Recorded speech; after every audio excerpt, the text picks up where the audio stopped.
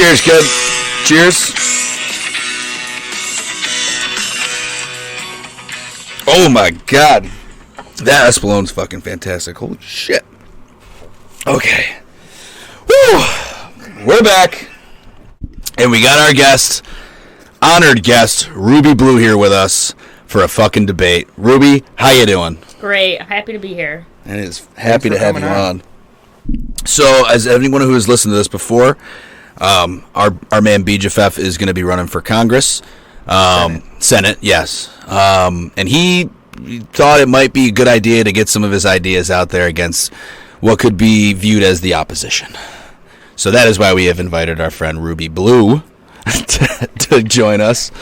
Formerly Ruby Red. Was never Ruby Red. Always Ruby Blue, born that way. It's all good. We're going to do a little bit of a debate. So your man Johnny Anchorage has come up with some topics. We got 7 different topics to cover on this. And they are 6 of them at least, are the top concerns of the 2022 midterm voters. So it comes right from what people are most interested in, or what most of the time what people are most upset about. I mean, let's face it. At issue, it's not like you're looking at an issue and being like, I just love this so much that I need to, go and vote for it or not change it. So, with that being said, I thought we'd do a little bit of a coin flip here to decide who would go first in the very one, and then we'll alternate. Sound good? Explain how the whole thing's going to work real quick, just so that everybody... Oh, yes, the format. Yeah. So we'll go question, asked by myself, and then it will go to whoever the coin flip lands on first. As I said, it'll alternate, and then they'll have their answer. There will be a rebuttal, and then an open discussion at the end of it. I might throw my 2 cents, which is down to a cent and a half wisdom due to inflation. Just kidding. That's on there, too. They both have been given the topics, so they had some time, I think about a week or so, maybe a few days, to kind of look into it. You guys had given me a couple of your own. What I'm thinking about that is that if we do have some time at the end, you two can just go off on what you want as that being a final topic, kind of like a conclusion topic. So we got 7 total. What do you think? Should we get rocking? Let's do it. Let's go. All right. Oh, we gotta flip the coin. We gotta flip the coin first. Okay, so it's a bar chip. Won't mention the bar, but heads will be the name of the bar. Okay. Tails will be the 1 bottle, 1 drink side. So, Guess calls it in the Ruby calls it in the air as she is the guest. First ever debate of Leaving Earth. Here we go. Call it in the air. Heads. It is heads. Ruby will go first. All right.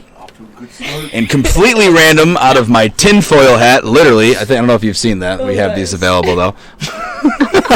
My tinfoil hat. Here we go. First topic. Before the topic, just let us know in the chat. You can chat us live. Oh, yes, we are live. That's right. There is a bit of a delay, but if you do type in the chat of YouTube, we will get it live. Yes, we'll say whatever the hell you want to say out there in that one. All right. The very first topic that has come up is guns and crime. Start off not even into it. That's why, I'll say it was probably like maybe the 4th or 5th most important topic, I think, when I wrote them down. Some of them were very similar. There was a lot of economy and inflation ones that I just put into one. So we'll go on this one, all right? Gun violence and mass shootings are both on the rise. In a nation with more guns than people, what is your stance on gun rights/gun control, and what can we do to prevent gun violence? Ruby Red. Ruby Blue. Ruby Blue. Let's make it very clear that it's blue. I mean, it's a large topic, and I don't think there's one answer. But I think some things that we need to really think about is, in terms of tighter gun control, is just like background checks in every state. Why is that not happening? Beejapheth? I agree with the background checks. Yeah. Well, I brought a poll that actually I went to, your side of things. I went to Fox News. Ooh. I went to the dark side. Okay. I brought it up. And this Fox News, which only put out a poll to the people who watch Fox News, essentially said 87% of their viewers are pro background check for guns. I saw that, and I thought that was probably pretty accurate to what most people feel like. Yeah, and a 30-day waiting period, 77% of people voted that way.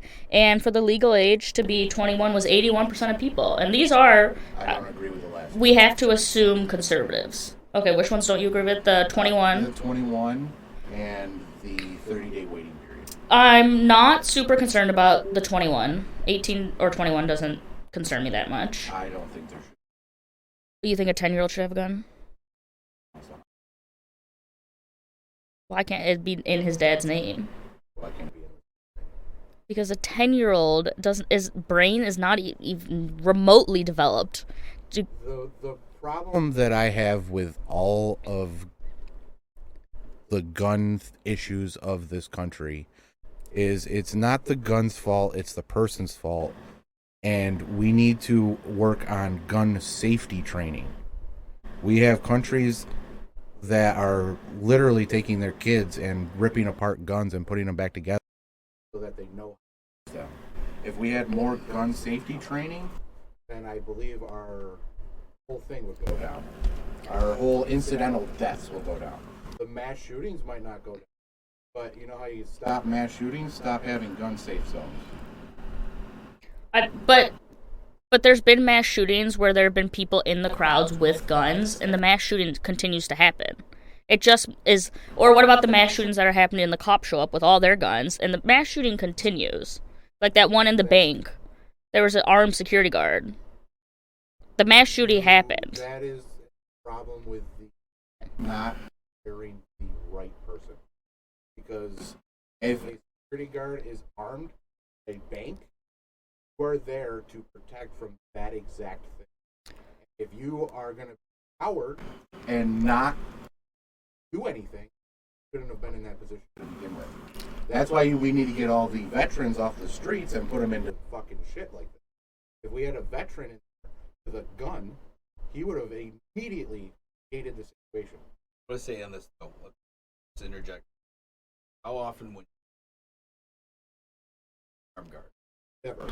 Not at least the ones that I mean, that one was like in.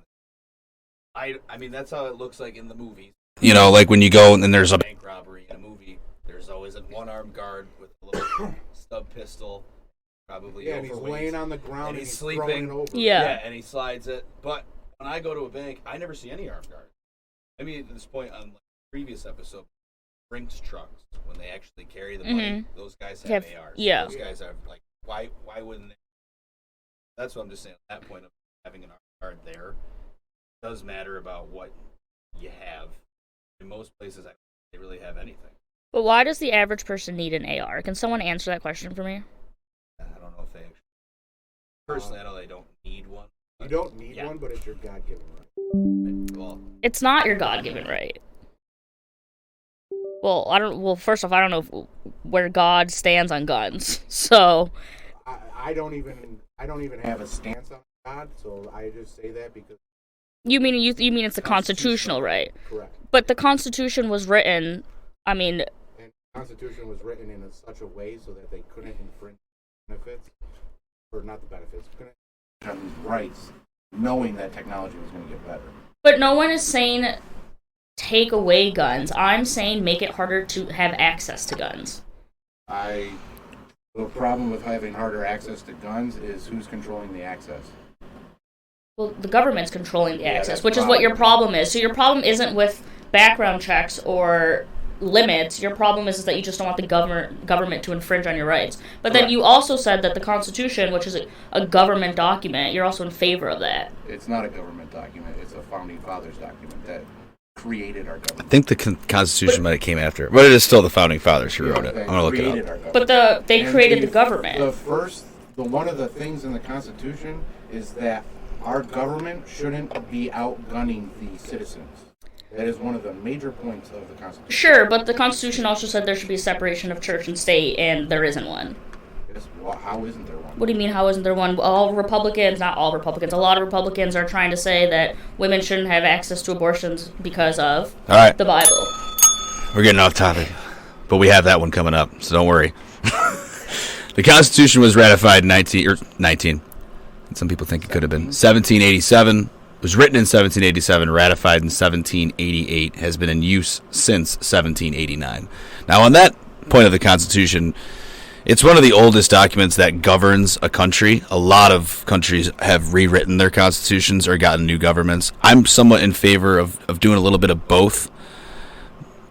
And I do think that people, when they look at the Second Amendment of saying it was written so long ago, well, so were the other amendments. They were written to keep free speech back when they were writing it with a piece of feather, basically. Now we have the internet. Now we have cell phones. So they rewrite the laws of the nation based on, hopefully, the Constitution. But, I mean, in my humble libertarian opinion, it's just the money behind all of it. Well, there's never going to be too much. There's always going to be too many guns in this country and people who make money off of having them to ever let me get be back gone. to her point of why I don't want the government controlling it. So you said that I don't mind more restrictions. I think they should, honestly, I think we should have a background check and a mental health stability check. We absolutely should. I think those are two things that we absolutely should enforce right now. But the access part is the problem. Because as soon as you limit access to anyone, the government is going to limit access to everyone. And that has been proven time and time again throughout the history of the government. But if the government isn't controlling it, who do you want to control it? Third party. But who is that third party? Create it. But the NRA. Who's gonna? Okay, well, that's Woo, baby! It's that subjectively could be already controlling some of it. Then you have to go down to his money, and it's all about money for the NRA. They're just gonna push more guns. They want more money. Okay, that's also another topic. So we'll get to the economic portion of that later. But I would want a third party. I honestly make a third party of. I'm full-heartedly for veterans. Make a full third-party group full of veterans. They are knowledgeable about guns. They know how to dismantle them. They know how to clean them. They know how to use them. They know how to use them deadly. They know how to use them so they don't kill the person. So take that third-party group, make all veterans, and have a standard. And if you don't meet the standard of this third-party assessment, then you don't get a gun. Who funds that group? Because if we fund it, then it becomes a government, right? Then it's like your taxes, then it is part of the government.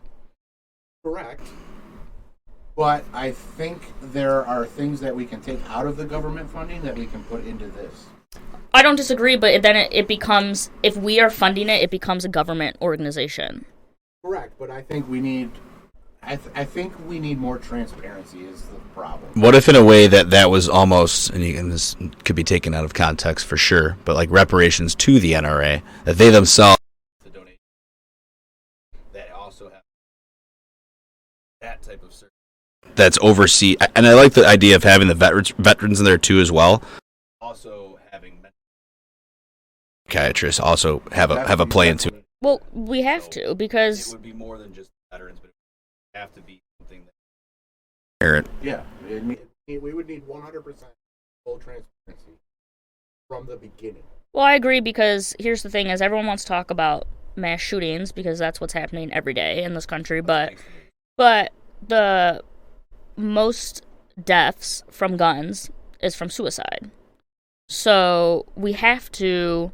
If we're concerned about guns in general, then we have to have some sort of mental health evaluation before we're handing out a gun to someone because, I mean, we're all humans. We don't know how to control our emotions. If someone is having a really bad day and they're not feeling it anymore and they have quick access to a gun, you can just walk in, hand your ID, get a gun, and kill yourself. I mean, who did that benefit? J.A. I'm motherfuckers. just going to keep a close eye on this. Sorry for the technical difficulties. And we're back to another episode of Updates on Humanity. These are like the 2 points that, because you, circling back, you said that it's your constitutional right to own a gun. Correct. But, and I'm not disagreeing with that, but I'm saying no constitutional right is unlimited. So everyone's talking about free speech. Mm-hmm. We have free speech. Mm-hmm. That could be up for debate, but I think we have free speech. But you also can't yell fire in a movie theater. You can't. There's a court case against it. You can't do it. That whole point is debatable. I mean, you can't say that, right? But I'm saying it's used as a vague term to cover a lot of things that could be you know what I mean, like disregarded in some cases. Yeah, it's up for opinion. It's up for opinion, but the court for now, unless it gets changed, that is That was the court case. That is law. You cannot yell fire in a movie theater. So I'm using that point to say that no constitutional right is unlimited. So for the Second Amendment, we can have some sort of limit to it. I'm not saying take it away, but there can be some sort of limit to it. I don't understand why the average person needs an AR. New York State has put their own limits on it. So you don't like those limits? You want more limits than New York State? I mean, I don't understand why the average person needs an AR.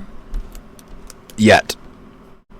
Again, give it 3 years, and you'll understand perfectly why everybody needs an AR. But why?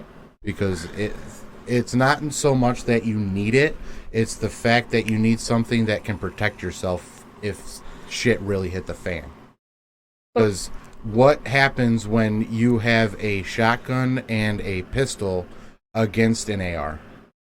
But who are you against? You mean you're against the government? Or some other army that invades? So you want to prepare for war. I want to prepare. I want to prepare to defend my land, because this is my fucking land, and this is my house, and this is my family. And if you fuck any of them up, I'm gonna fuck you up. That's pretty much my stance. And I don't even own an AR yet. But why do you need an AR for that? Because a shotgun is great for home defense if you have 1 to 3 intruders. After you get to 3. It's no good no more, because everybody knows you have a shotgun and they're going to evade.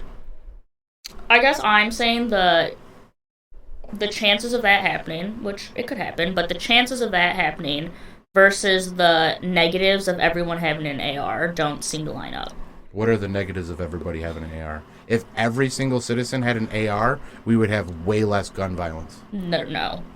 I don't think so. I don't think humans can control their emotions. I think someone cuts you off, you get mad, you pull out your AR, and you start shooting people. You don't have faith in humanity at all. I mean, I don't have faith in some parts of humanity. Which parts are those? The people who can't pass background checks or can't pass a mental health evaluation and will get handed an AR. I don't have faith in those people. I don't have faith. Right now, where you live, that does not happen. In New York State, but it happens in other states. You know how it does happen? Is they get them on the streets. But it happens in other states, and you can come to this state and do whatever you want. That's not true. Yes, it is. You can get an AR in another state and drive to this state. You can and do whatever you want, but that's not legal. It's already illegal, right? That's what you're saying. You're trafficking guns across. You cannot take a gun across the border. It's very illegal. So if you're already going to do something that illegal, it's already illegal. So what else do you want to do? So murder. That's the thing. But I'm saying it's an easier access. I'm just saying it's easier access if everyone has access to it. I'm 100% with you. Everybody needs to do background checks and mental health stability checks. I'm 100% with you. Every single state needs to do this. Right. 100%. But until we get there, it literally is, some states are a free-for-all until they get up to the point. And that is kind of what we need to drag these people up to. And I don't understand how anybody is against it. The U.S. populace isn't against it. So, therefore, if any Republican in the Senate, Congress, even the president, if you aren't for it and the populace is for it, you need to get the fuck out of office. But didn't the governor of Florida just make it very easy for people in Florida to get guns? I don't know if he made it very easy, but he made it so that you can conceal carry without a permit. Which I can look that up. Is making it a little bit easier. Walk around with a gun. Do you know how hard it is to hit anything with a pistol?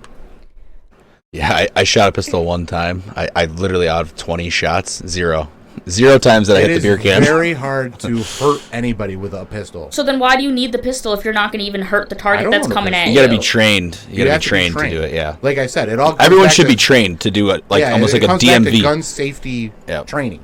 Everybody needs training.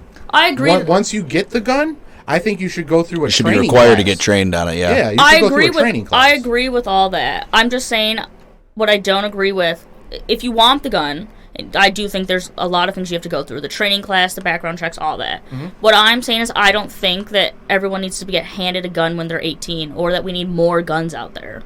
I don't think everybody should be handed a gun at 18. I think there should be more guns out there. But I think the way that I think there should be more. So T-Rex is my wife.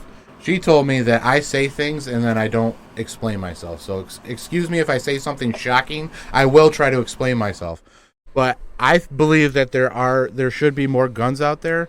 But the way that you're describing the amount of guns out there, most of the guns are owned like 12 guns to one person.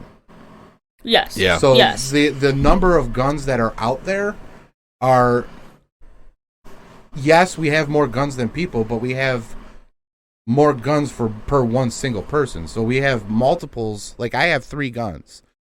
Johnny Anchors, you have 2? And I had 3 0. or 4, and you have 0. So between us, we are already still in the positive. So I think if we get more qualified, more mentally sane, more training into the hands of the people that want the guns, then we should be fine. The problem that you are talking about is already illegal. The people that want the guns that don't go through the proper channels are already obtaining them illegally. Therefore, all of the gun safety things that you want to put into place where you can't get a gun is just making it more vulnerable for homeowners and families to defend themselves against the people that are already getting them illegally. But we need to crack down on the illegally ownership, not the legal ownership. The things that I'm talking about are only true in some states. I have 10 states. That's how much I looked it up. It's 10 states out of 50 as of April 28th this year that restrict assault weapons. This must have just came out yesterday. So in 40 states. It's, California, Connecticut, Delaware, Hawaii, Maryland, Massachusetts, New Jersey, New York, Illinois, and Washington. Sure. Can you look up, out of those 10 states, or out of all 50 states, where are the most mass shootings happening? Because I bet you they correlate. But those causation doesn't need correlation. Like, you can say the most mass shootings happen in New York. Oh, well, New York is so restrict. But there's more people live in New York than if you combine 8 states. I'm not even saying New York. I'm saying Chicago. So Chicago has the strictest gun laws. Yeah, but and Indiana, they have the most murders per capita. But Indiana is right next to Chicago, and that you can walk over there and grab your gun and go back to Chicago and shoot someone. Which is illegal already. But but it doesn't matter because. Why doesn't it matter? Because you're trying to correlate that you're saying that Chicago or Illinois has the strictest gun laws, but they're not getting their guns in Illinois. Because they can't. So therefore, the legally abiding citizen cannot get a gun in Illinois. Therefore, the illegal person goes to Indiana, gets their gun illegally, travels across borders illegally into Illinois to harm the people that cannot legally get a gun in their state. But what if Indiana's gun laws were just as strict as Illinois'? Then you would have the same problem in Indiana. But you wouldn't, because if all 50 states have strict gun laws, you would not. But the gun laws don't make the illegals stop getting guns. On your point of the mass shootings based on states, it somewhat correlates, but it really doesn't. Okay. So the top one by far is California. Like, it's twice as much as the next 2. Mass shootings was what I wanted, but that's okay. This is the number of mass shootings in the United States between 1982 and April 2023 by state. California is leading by a huge margin. California also has the most people. Yeah, but the next 2 are Texas and Florida. So, okay. They have the open ones. The thing that I have a problem when you try to make all 50 states be as strict as Chicago or Illinois, then you are inhibiting your citizens from protecting themselves, which is exactly what's happening in Illinois. The illegal people are always going to get guns. You Correct. need to crack down on the illegal ownership, not the legal ownership. The illegal ownership is a big problem in the United States. I am 100% on board with you there. Correct. But if you keep the legal ownership at a easy pace, the illegal ownership goes down because nobody wants to get shot if you know that you're entering a home that has a gun. Nobody's going to enter a home. But all crime rates go down. How do you crack down on illegal ownership? And the only people that can crack down on illegal ownership is the government, and you don't want the government to crack down. I am all for police. I am not all for government. Well, I'm not all for police. So. On that note, we are going to move on to a new topic. That's good.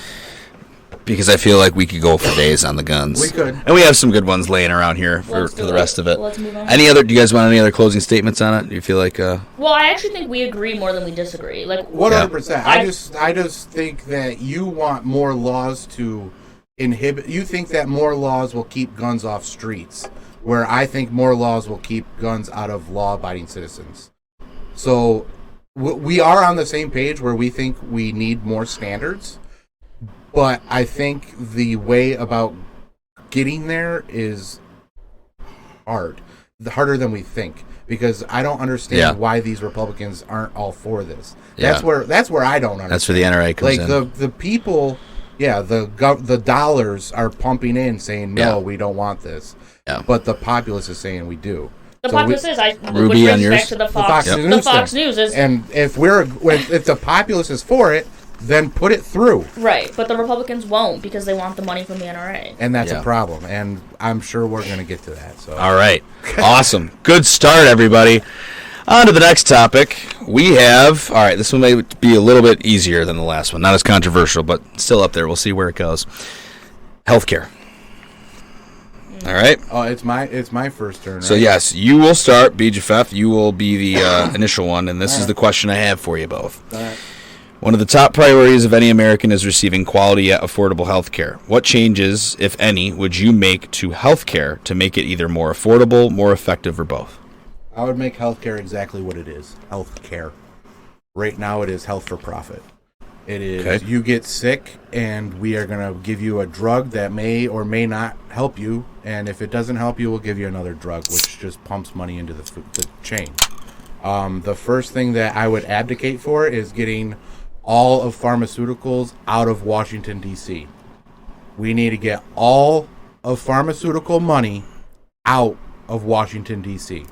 We need to make it a profession that also makes money, but is also not heroin. It is heroinism? Is that it? Being a hero. Okay, heroism. Yeah, trying to save the lives of people. Let's find a cure for cancer. Let's actually find cures for these diseases, and because we all know that they're fucking out there. Like, we have people that have beat cancer with the chemotherapy. Okay, but the survival rate is terrible. And the only reason we aren't looking for other things is because there's so much money in the chemotherapy.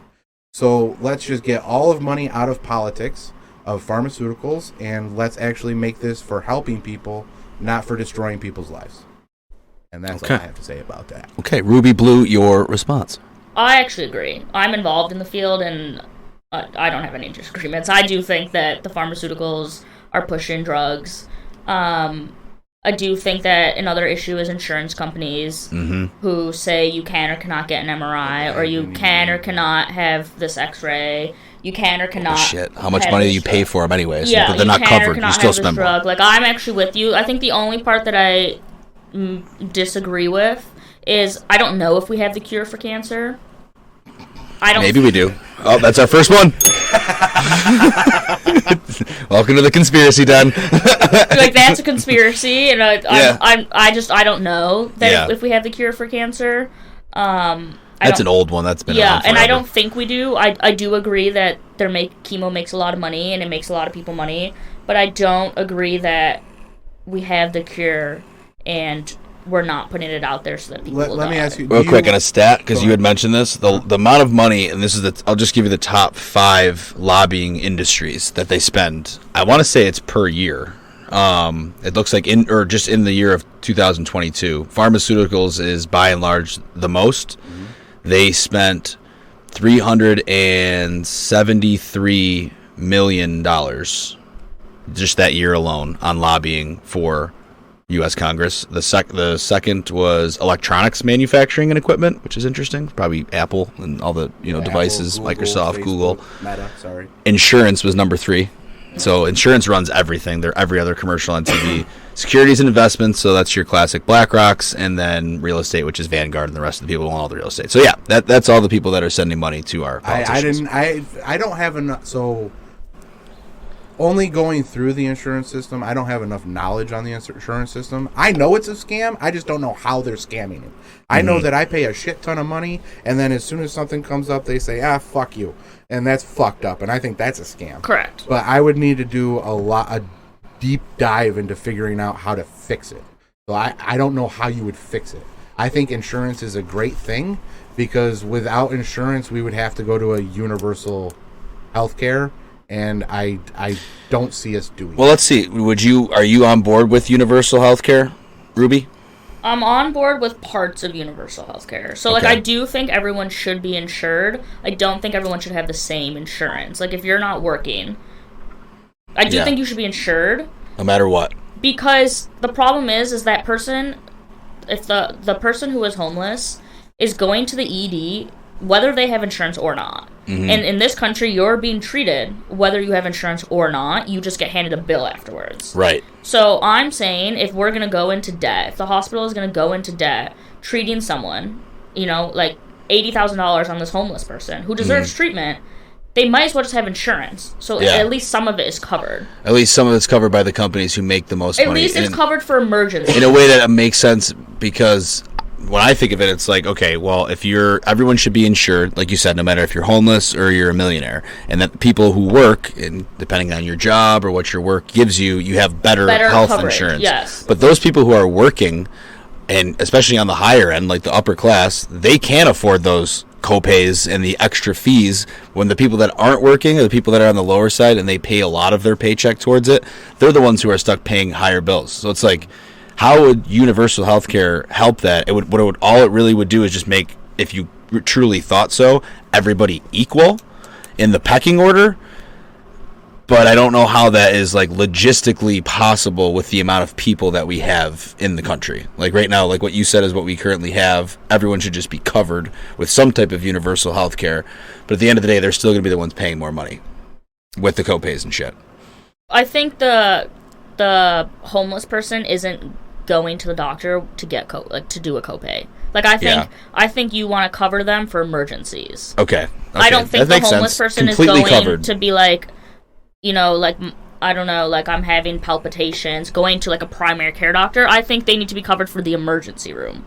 Okay. Because I don't think a homeless person is just walking into a doctor's office and being like, can I have my neck checked? Yeah. But I do think 40-year-old woman who's like thinks she has hyperthyroidism is going to the doctors, then therefore having to pay the copay. Yes. Okay. That makes sense. So make almost like emergency situations, emergency life-saving operations should be covered for everyone. Yeah. Just why would you have to pay for a life-saving operation or something like that? Because you're going to be treated no matter what. That insurance company that pays $158.45 million a year to pays lobbyists, for it. maybe they don't need to lobby in a fucking Congress anymore, and they can start covering it there. So that's their donation to society. That's That's their real donation to society, not to their fucking politicians. But you donate that extra $160 million a year that you spend, and fucking send it instead to the people who need life-saving operations. That's a start. I think it's a fucking start. If you get it out of politics, it's got to go somewhere. I knew we were going to agree on that one. Yeah. Even fucking pharmaceuticals. So you got 375 million and 375. So you got 500 mil of a year. It could be free emergency care for people that are underprivileged. I'm going to keep this up because I feel like it's going to come up again. I'm going to keep these stats up here. Do you guys want to go on that one at all, or are you good? I think we're pretty in lockstep agreement with that one. All right, maybe we'll get another dicey one here. All right, here we go. Topic number 3. Trying to make it dicey. Make it dicey, make it dicey, make it dicey. All right, this is kind of like a catch-all, and I'm interested to hear what you guys both have to say. And the topic is inflation/economy. Oh boy. Okay, so getting back onto the questions. This is the first one that I wrote. And I brought up a report. I saw this the other day. Recent reports have shown the U.S. economy has grown 1.1% in the first quarter, which was lower than expected for this year. We've heard endlessly about inflation the past 3 years. Who or what is to blame for the current state of the economy, and what can be done to fix it? Ruby, you have the honors of starting.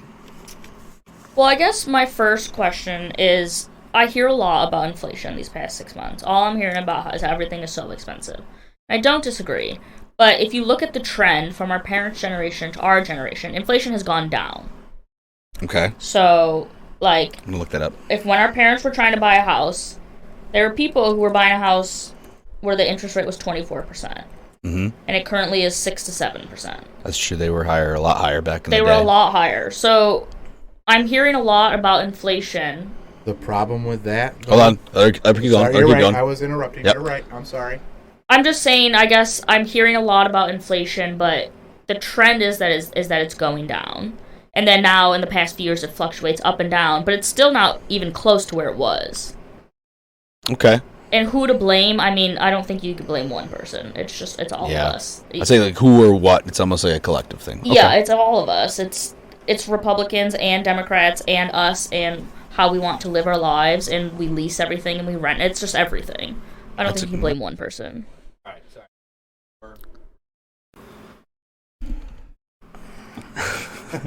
Oh boy, you gotta look. In certain circumstances, there is no one person to blame. In this circumstance, there is a multitude of people to blame.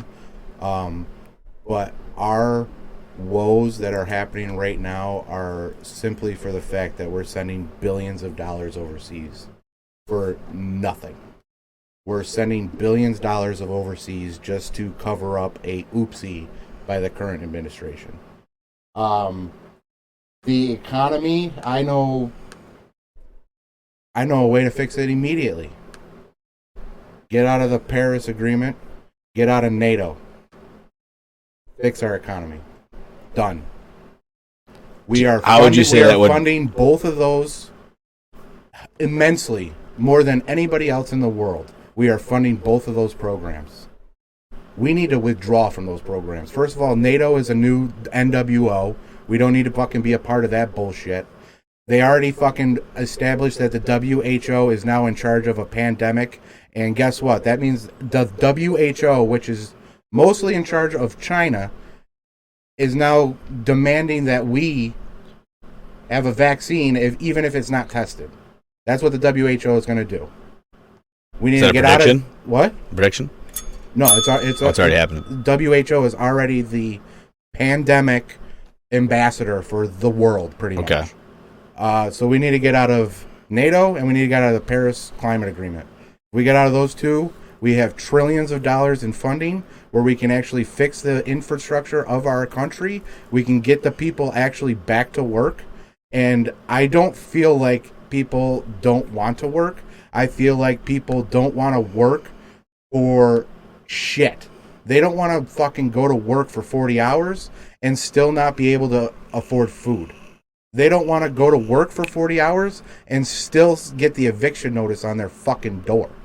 And all of that stems from what the fuck happened during this goddamn pandemic. Nobody has any fucking money. The government is asking for their fucking money back from what they gave us, and we're getting fucked. And the middle class is fucking disappearing. And if you don't believe me, just look at how much shit is.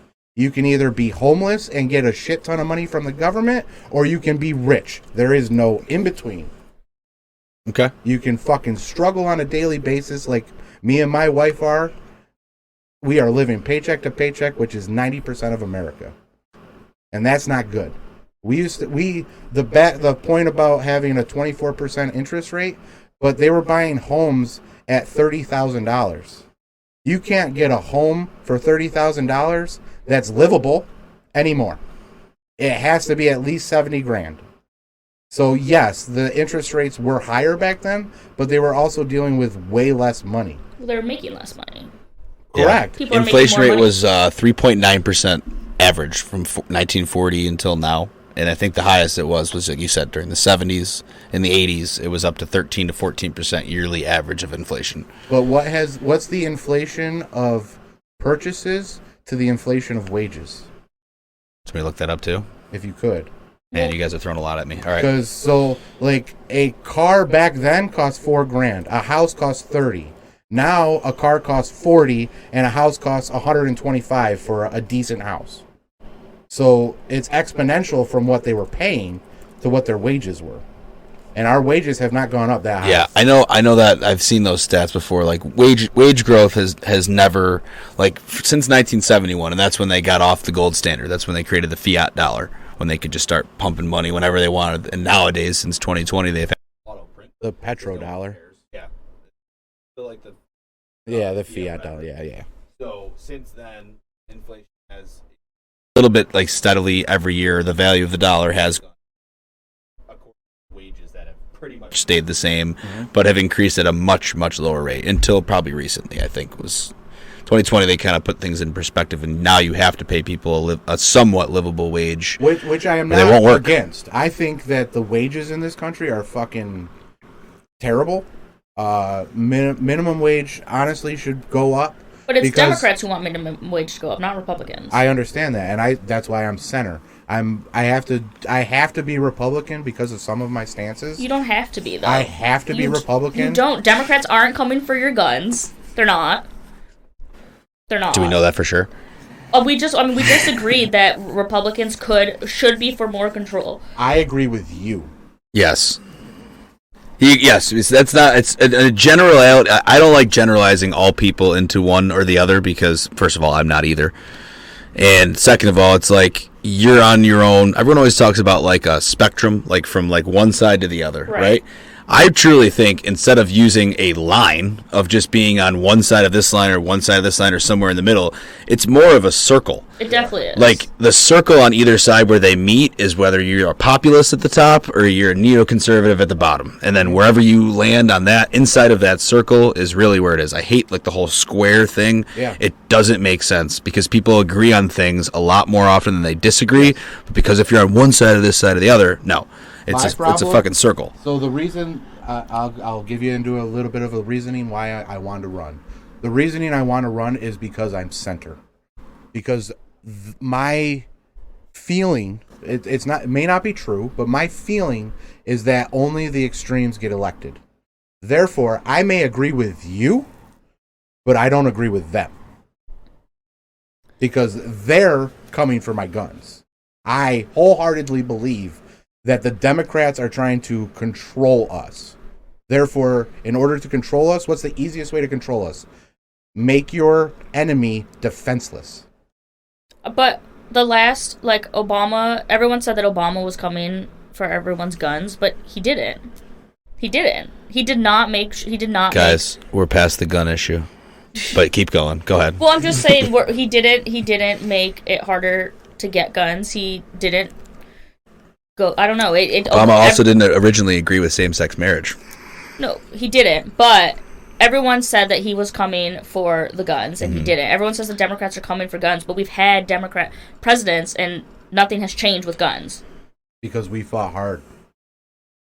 I don't think you did. I just think the NRA fought hard, and they just gave money. That may be the case, but they fought hard. Because there shouldn't... I believe there should be minuscule changes, like the background... I know we're off guns, but the background checks and the mental health. But the main problem is the money. If we need to get the money out of politics, if we get the money out of the NRA, out of all of the top 5 things that go into politics, if we get all of that money out of that, and guess what? If we put them on an actual wage, not this $250,000, like what normal citizen has $250,000? Nobody. That is the top 1% of this country. Whether you like to admit it or not, I think it's $188,000 is the top 1% of this country. That's fucking disgusting. I will look that up. But, so, I agree. The wages need to be redistributed. I don't think that you need to make bonuses if you're already making a substantial amount of fucking money. So, all of these bonuses that are going to these stockholders that are already billionaires, why can't you fucking take a cut so that everybody can fucking survive? 597,815. So about $600K. 600K is the top.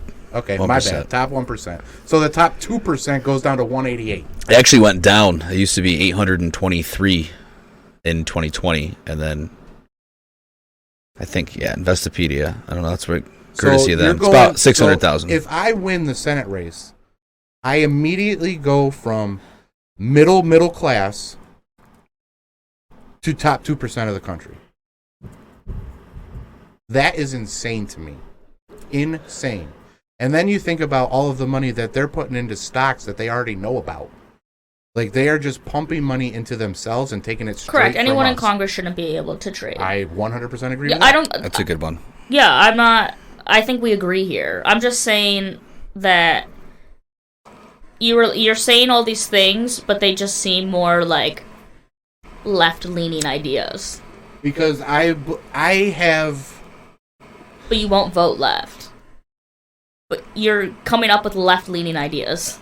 They are left-leaning ideas, but I don't believe that if you have that money, that you should be taxed more. I want to redo. So this comes back to that goes into the inflation. Economy. Yeah, economy and Let's go inflation. back to the inflation. Yep. And so this was the number one topic, by the way. Number one concern of anyone was economy-related questions. We need to rethink taxes. In Johnny Anchor's eyes, No one should be taxed. Taxation is fucking theft, No one should be motherfuckers. taxed. That's what he said. So Not on income, especially not on income. What I would propose is we go to Florida, we go to Texas, and figure out how the fuck they're doing it without any state tax. Because their what they pay for Property their taxes. property tax is absolutely insane. Okay. So it's all coming back to the government. It's all the state is still getting it. They're just not getting it from So- income. They're getting it from other places. So Yeah. where I come from, or not where I come from, where I believe is that we need a flat tax, and it could be an income tax, it could be property tax, but we need a flat tax, flat line. No matter, like, whether you make this much or you purchase a home at this much, this is the tax rate. And no matter what, it's either, let's say 10% because it's easy. So if you purchase a home at 70 grand, 10% goes to taxes.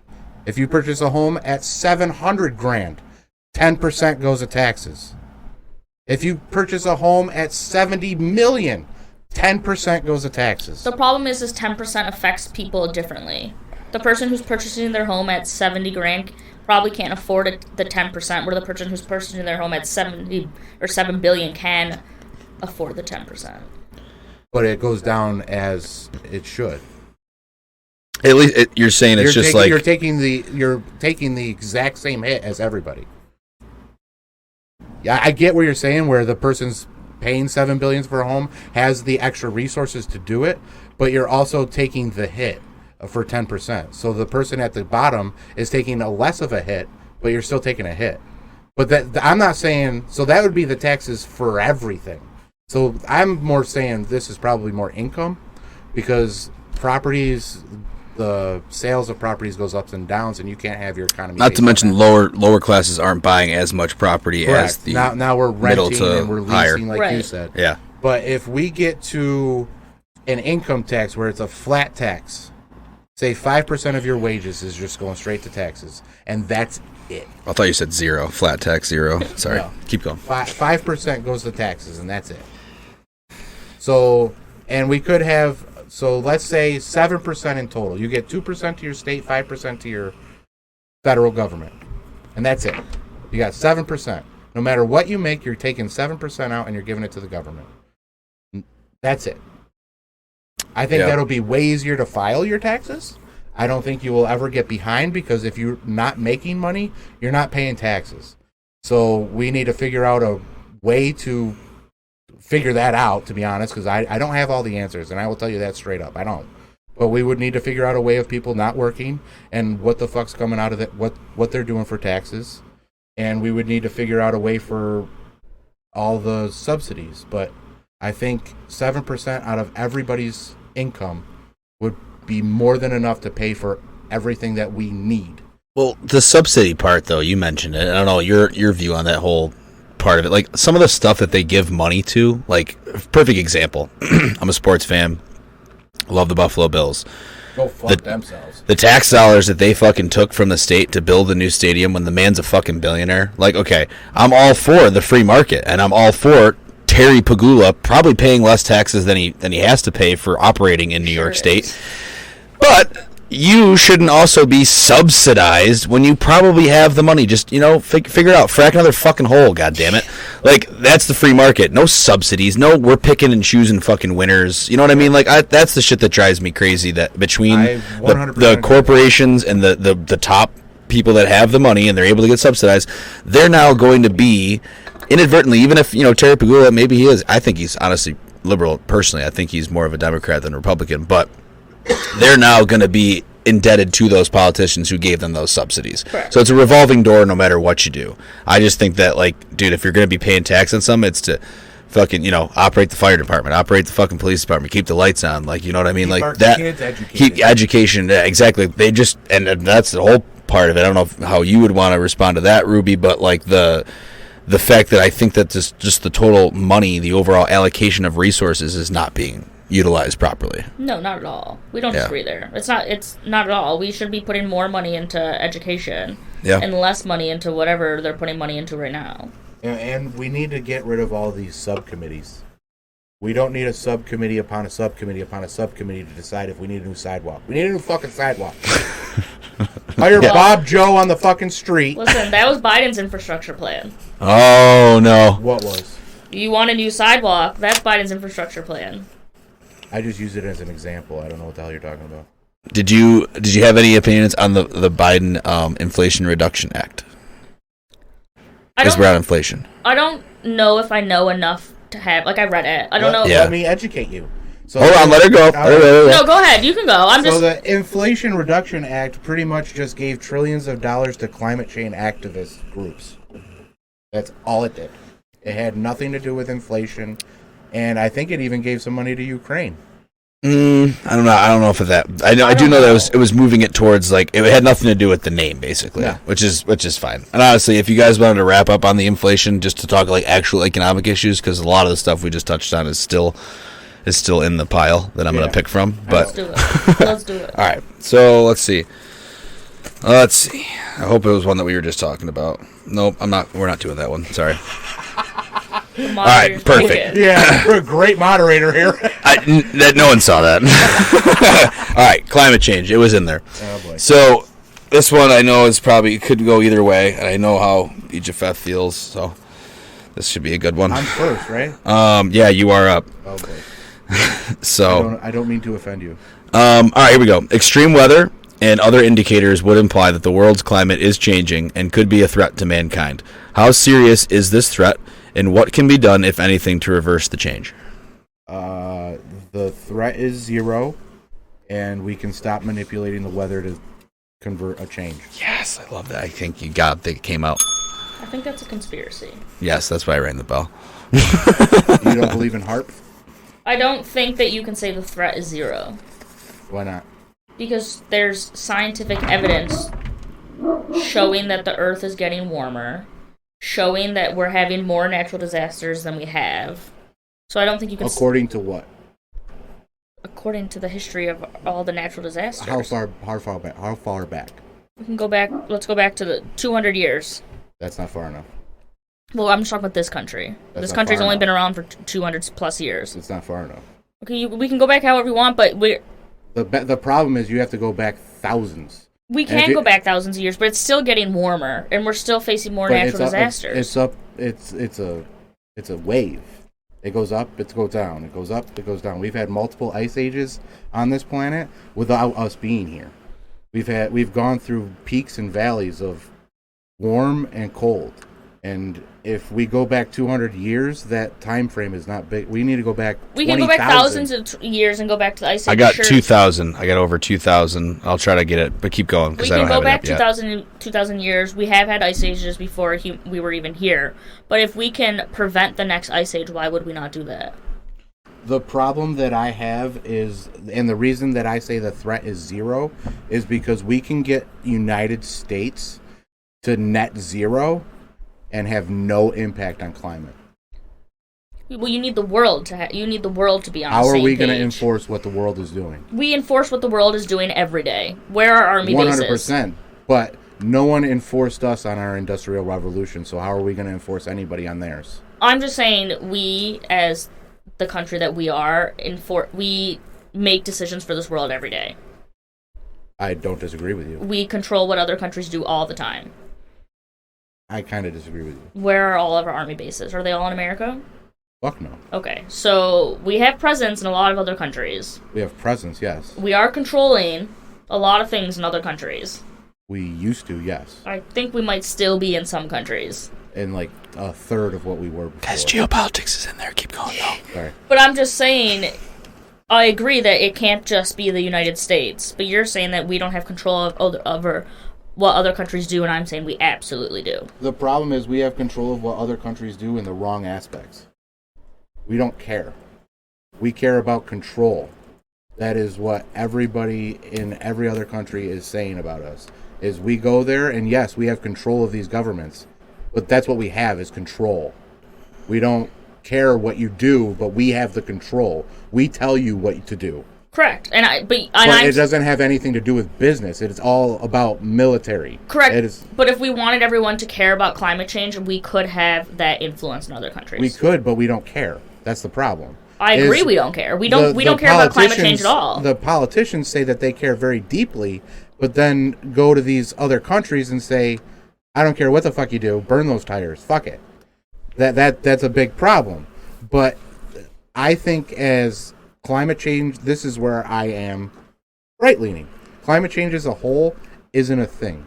Since I was a little kid, we have been told that we're going to be acid rain, we're going to be underwater, the oceans are going to dry up, the ice caps are melting, the ocean is going to be too salty because they're going to dry up, it's going to be too freshwater because the ice caps are melting. All of these atrocities are going to happen within the next 10 years if we don't do anything. Nothing has happened. And we have done nothing. I just think it's a slow burn. But how come all of these predictions that they are predicting have not happened?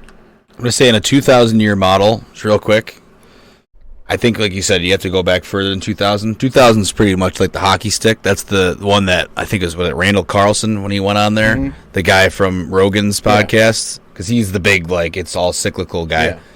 This is the one he always talks about, because if you take it from the last 2,000 years, it clearly shows that it is going straight up. And then I think the last... You can't say that the threat is zero, because it was a pattern, and now it's just linear up.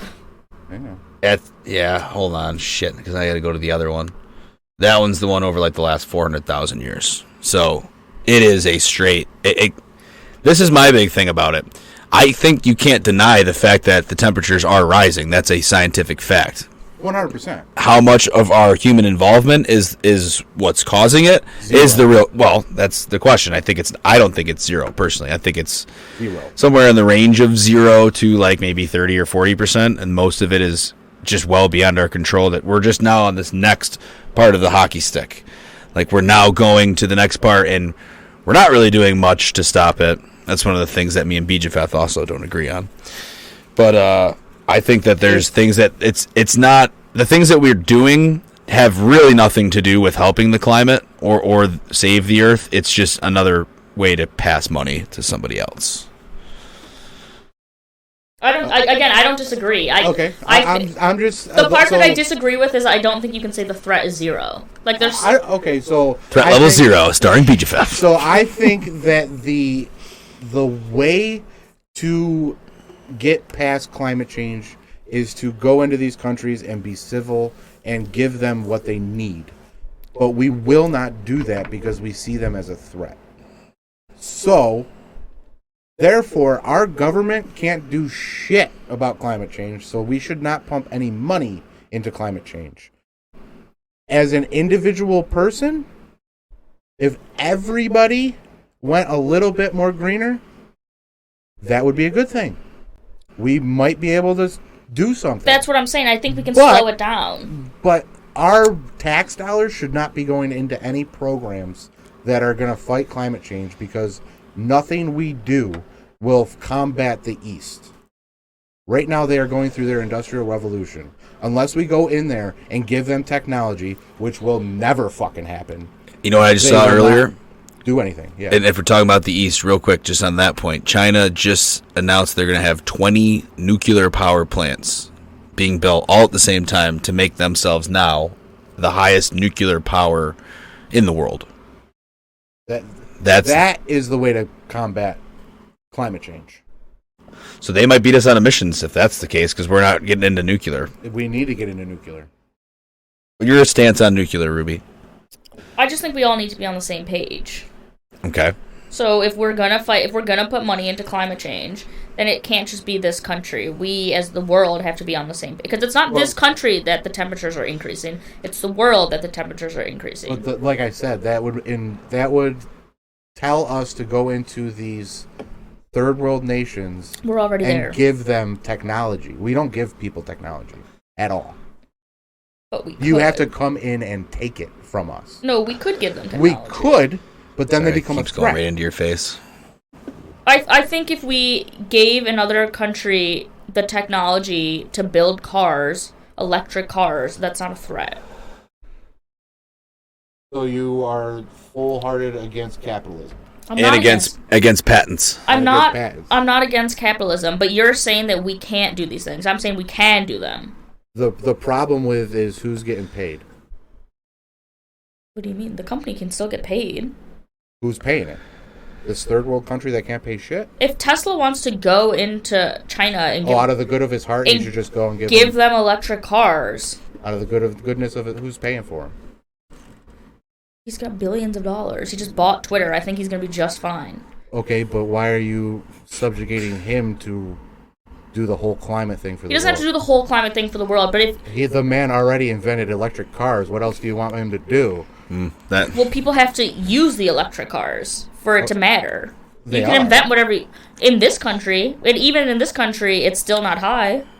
But where are we on the whole lithium battery thing, though? That's the other part, is how... Or not lithium, what's the... Lithium. Is it lithium? Lithium ion. It's lithium. Yeah. So the disasters that are happening from lithium mining are way worse. Cobalt mining. Cobalt. Yeah. Cobalt, yeah. I think though the mining of it in these third world countries is way more of a pollutant than the actual good that the electric cars are doing. So you don't want anyone to have electric cars? I don't think that they are a viable option. I think they need to find a different way. Honestly, I think we need to work on nuclear, and we need to figure out how to have a nuclear car. Well, we need to work... I think when it comes to climate change, we actually need to work on agriculture. Because they're putting a lot out there, and we need agriculture. Okay, how are you supposed to work on agriculture when one person owns the majority of agriculture in the world? You gotta have a conversation with him. I don't think he should have been allowed to do that. Yes. Is it Bill Gates? I'll look it up. He is the most farmland in America, I believe. Not the world, but America. I think it's the world. I'll look it up. I don't think he should have been able to do that. Own farmland? Yeah. Why? Well, he can own farmland. I think past a certain point, you shouldn't be able to own the majority of land. The only reason I think that he shouldn't... Then who's controlling that? Because then it all comes down to then the government is controlling that, but you're against the government controlling things. I think that there should be citizens. We don't have citizens anymore. We have the government. I think citizens need to take control of this. But you're a citizen. Correct, which is why I want to run for Senate, because I am. But then you're going to be part of the government. But I'm going to be fighting them from within. But my main goal is to go in there and negate the presidency. There is no reason to have that much power for one fucking man. But the president doesn't have that much power. How does he not have that much power? The president does not have that much power. If Biden can't, whoever the president is, cannot actually do as much as we think he can do. If Biden wanted to pass stricter gun laws right now, he can't. The president single-handedly shut down the entire country. Well, first off, this president was not... I'm not saying... When COVID started... I'm not saying Biden. I'll say it right up. Trump shut down the entire fucking country. For like 1 week, and no one listened to it. For 1 week? New York was shut down for 6 to 7 months. That was also the governor's choice, though. Correct. Yeah. Also a Democrat. Yeah. But, like, no one person should have the power to tell you when you can and cannot go outside. I think what you're saying is that even just centralized government in general is not working, and the citizens themselves need to be able to have the power to outside of their representative. Because again, maybe you live in a place where your representative doesn't even represent your own values. How are you supposed to believe that person is going to be able to go do and keep someone accountable as you think? The Bill Gates one, like he owns, so it's just America. He's the highest one in America, and why I thought that was just fucking strange because he's the one who's into fucking lab-grown meats. So it's like, why are you buying farmland if you're also into these lab-grown meats? It's like the centralized of control. Yes. There shouldn't be too much power into these fucking billionaires and these people like him, even Musk. Like, they have just a ridiculous amount of fucking power and wealth, and there shouldn't be that much power and wealth in politics at the same time. Just needs to be evened out a little bit more, a little more accountability. I think we need to limit government power because as soon as government gets involved, the price tag goes up and efficiency goes down. I don't disagree with that, but you can't dismantle the government, and you're saying, like, I want to run to ruin it from within, but... Not ruin it, I want to change it. But one person isn't going to be able to change it. Correct, that's why I'm on this podcast. But we're not changing it either. That was either. deep. We could be. We're not. Not right now. This goes viral, we hit 5 million people, maybe we change something. I guess I'm saying I don't want to change it. I'm okay with the government controlling not everything, but a lot of what they're controlling right now. So in the climate change aspect, though, do you think that the government needs to control, like, what people decide to own? Like, California is saying you have to get rid of all of your gas stoves by 2030 because you need an electric stove. But that also means that they can just turn your fucking lights off because they have rolling blackouts. Then what, you can't feed your family? Like, how far does it go where the government tells you you can own this thing and you can't own this thing? Especially with energy. I think that that's taken it too far. But I do think that when there is a virus killing people, the government can say, put on a mask. Well, you guys are definitely not going to agree on that one, but... I mean, we can roll it into the climate. Because you want the citizens to control everything, but I don't trust a lot of our citizens. Okay. So that's what it comes down to. That's the main difference between both parties. I think that is the main difference, is that we are agreeing on a lot of these issues, but you just don't want the government to control it. I don't think that it should be a normal, everyday citizen. I think that it should be at least a well-informed person. So I think that if you have the gumption to go into politics, there should be a clear road of how to get there. Right now, there isn't. We are literally, I am flying by the seat of my pants, and I don't know what the fuck I'm doing to try to become a senator of this great nation. That should not be the case. There should be a clear-cut rules and regulations of how to do this. There shouldn't be a fucking mandatory minimum of that I have to raise in donations that could fluctuate no matter what time it is during the election process. Right now it's $5,000. By the time I have the $5,000, they could bump it up and say, "Oh, you needed 20." Like it's real. That's how it usually goes. Especially when you said you wanted to run as a Republican, it's smarter. Like, you either run as a Republican or Democrat, because in New York you have to have, I think, 25 signatures. Just 25 signatures. Yeah. To run as a Democrat or Republican, but to run as an independent or a libertarian or anything else other than those two, you need 50,000, and then I think they bumped it up to 100,000. And like you said, when you get 100,000, they go, "Oh, never mind, we changed it to 200,000 like the day before," so then they don't go on the ballot. Right. It's just that the process. You're right. It is incredibly tedious for a reason. And it's probably tedious for a reason. Yeah. But it's also tedious so that you have to go through this. You already have to be of money to be in politics. Mm-hmm. Fuck that. Yeah. You want to be in politics? Guess what? Now you're making $75,000. Yeah. If they lower the amount that you could make to the minimum wage of what is made in that state, no one would fucking be in it. Nobody would care. Or just limit the amount that you yourself could take in donations from all of those lobbyists that we had talked about. I mean, Obama didn't have a lot of money. He became the president.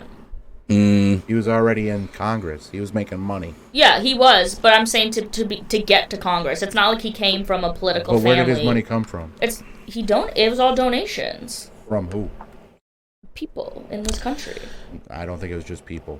He did PACs. So yeah, no, it was. I'm not. It definitely was super PACs and all that. But you're saying that you have to have money in general, and I'm saying he, as an individual person, did not have money for PACs, so that he had to vote the way that the PACs wanted him to vote. So he took in those donations so that he could become president. I don't want to do that. I want to be completely all my own. Well, you're not going to get into politics that way. That's what I'm saying. Why not? I don't disagree with you. I'm just simply telling you if you. We're gonna try. I think I got a great fucking slogan. What is it? Viking Santa. Yeah, well, that's not your slogan, blood, is it? Or do you want presents? Because I'm bringing both, bitch. I don't know that I'm voting for you. You don't have to vote for me. All right, so one of the things I'm going to pull back on Obama, because you had mentioned it, and I think a lot of politicians are similar. You don't like the slogan? No. No? I thought it was You knew you weren't going to attract any liberals onto your side with that slogan. Come on. I got blood and I got presents. Nah. Which one you want? Which one is? That's what it was. It goes, I'm Viking Santa. I got blood. I got presents. Which one you want today? Because I'm bringing both. You're trying to come at this that you're like this big conservative Republican, but you're not. I don't. I say that I'm running Republican because that's where I think I can win. But I have very much centrist views. I am centered on most of my things. So Obama, I'm going to say on the grassroots, he was a grassroots politician. Okay. But he also did, while he was there, the Citizens United versus the SEC, or I think it was just Citizens United versus the election commission. They just basically ruled during this decision that corporations have an unlimited amount of money that they can send to people because they're technically considered people, so that they're represented. If you and me, if any three of us wanted to go donate, we can donate to a politician because we're a person. Before that, corporations had to kind of like dance around the thing, and like, individual owners, like those guys had to donate. Now it was unlimited. They're people. That happened during the Obama, like right before the re-election happened. So the first election, I think you're right. He almost did come out and he had this bold vision until he realized that who's really fucking running the goddamn show. Right. But that's what I'm saying is like I think it's naive to go in there and say like I can run and change things. Oh, he's trying. What were you going? Why is that? Isn't that ambitious? It is ambitious. There's a lot of characteristics, but it's also naive. But why is ambition also naive? Like, I have ambitions to do something for my country. I hope that as I go through this process and I learn all about what's going on, that I can provide some insight of the common man and be like, why are we doing this? Correct, and I do think someone like you should run. I even support you running because I do think that you come from a place of being center, but you're not going to get... We have a country of checks and balances. You can't just go in there and say, I want this to change, and it's going to change. 100%. I have to advocate for it. Right now, there is nobody advocating for change. They are advocating this way or this way. There is nobody coming to the middle saying, hey, why don't we sprinkle a little bit of both? And everybody's happy. I mean, I don't know. Biden's pretty center. You might think that he's super left, but he's pretty center. He didn't go in there and forgive everyone's loans, which everyone said that the left was going to do. But he says he will. But he also talks like he's not center. He talks very non-center. Legalize weed like he said he was going to. That's another one that He didn't. He also went in there. Everyone said he's going to, again, take everyone's guns. Hasn't happened. So he also can't speak. It seems like... Well, I'm not getting into that one. But it seems like everyone wants to make him out to be this big leftist guy, but he's I don't think he is relatively center. Yes. He never was left before he became president. You know what I have a problem with? Is that he garnered all of the leftist votes with everything that he was saying through the campaign. Correct. And then went in there as a center. Correct. If you're going to fucking campaign on what you say, that's fine. And if you're going to do what you campaign on, that's fine. But if you're going to go and campaign to get all of these votes and then immediately switch, like the governor, what was it, Tennessee? Fucking, she ran as a Democrat and then flopped as a Republican. That can't happen. No, I agree, but that's exactly what Biden did. Democrats are also upset with Biden. 100%, but they're also going to try to re-elect him. Well, what's my other option? Robert F. Kennedy. I don't know. Oh, no. We got to go on to the next topic before we get off on RFK. Okay. I mean, we can bring him up after if you want. What's the next topic? Let's hear it. But I want to say real quick, when you guys are great on that last point, because I think that's exactly why you need more than just one political party, because someone can run on one side of the left and one side of the right as a populist or as just a center or whatever. There are political parties out there that are like that. There's the Constitution Party. That's very right. There's Republicans who are more neocon in the middle. They'll do whatever that pays them. Democratic Party is the same way. There's socialists. There's Green Party. There's libertarians. Why don't you just have all of the options there in front of you and then decide, because people's views are so fucking different. And if you're not holding anyone accountable, they don't need to be held accountable. Those people have some pretty fucking good ideas in all of those parties. But I digress. We got 3 topics left, guys. What do you think?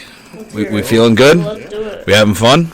We're always having fun. All right, cool. I hope all I right. haven't offended you yet. I don't think so. Time to offend some people. I think so? Oh, boy.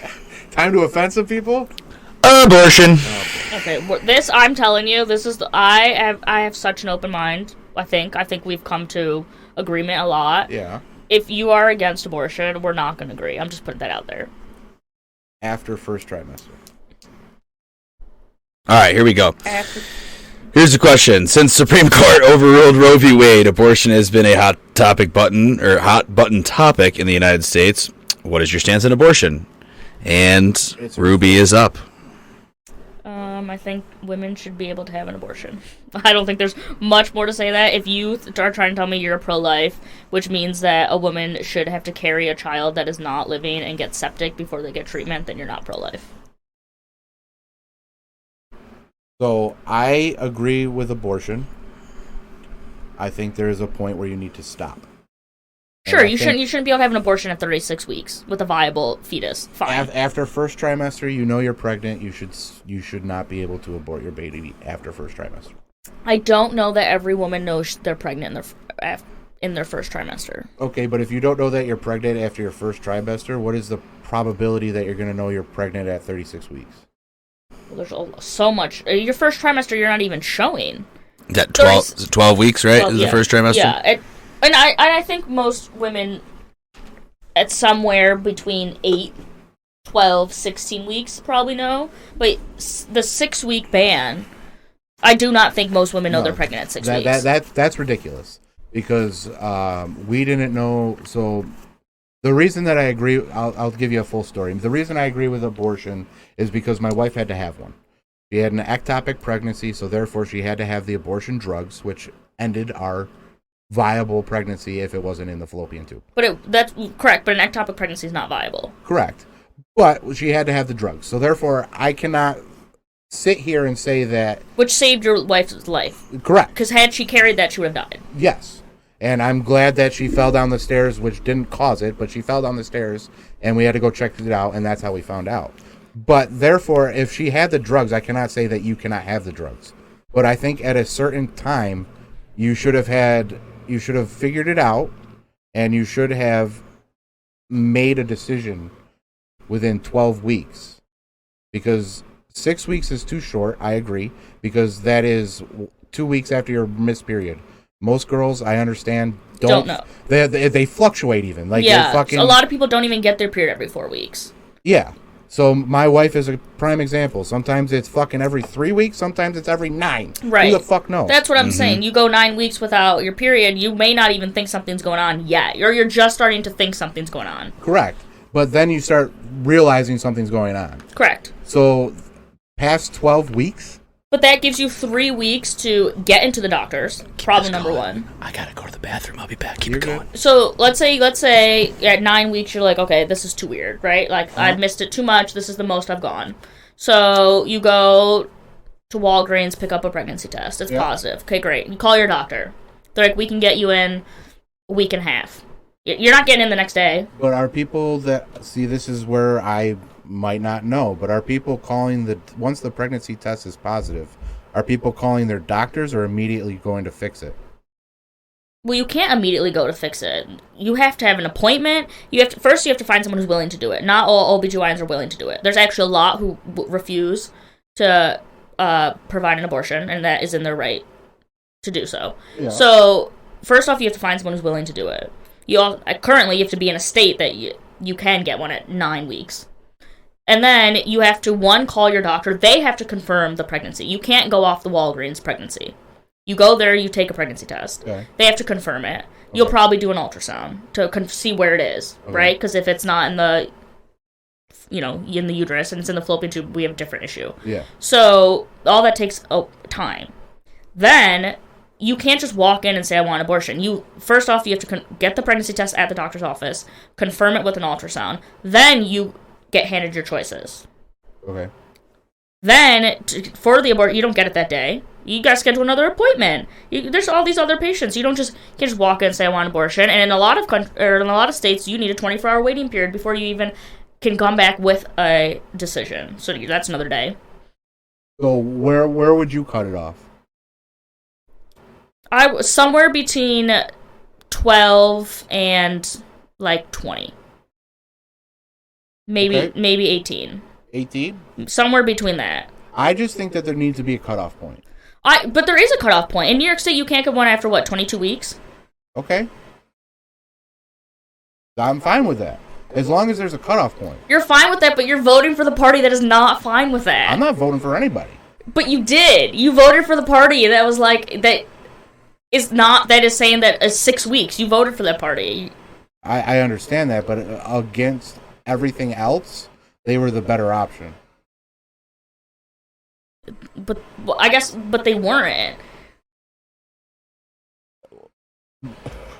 Okay, well, that's not the point. That's not the point. The point is I think every woman should have an access to an abortion. I think so too. That's what they 100%. choose. I think that. So the where I draw the line is if people have multiple abortions multiple times a year. So if you're using this as birth control, I have a problem. I don't disagree, but it comes back down to what you said about the guns, is that if people want to do something, they're going to do it, whether it's legal or not legal. So if you don't want someone to have 6 abortions a year, if you want to say you can only have 3. The problem is who's doing that? The government? The problem is I think it's pretty factual that the people that are using abortion as birth control are also living off of the system. So therefore, who's paying for the abortions? My insurance premiums go up because I have to pay for that abortion. So if you are going to use abortions as a birth control, I have a problem. I also have an issue with that. Get birth control or use contraceptive. I also have an issue with that. But then, we have to have a conversation about birth control then, and it has to be more accessible.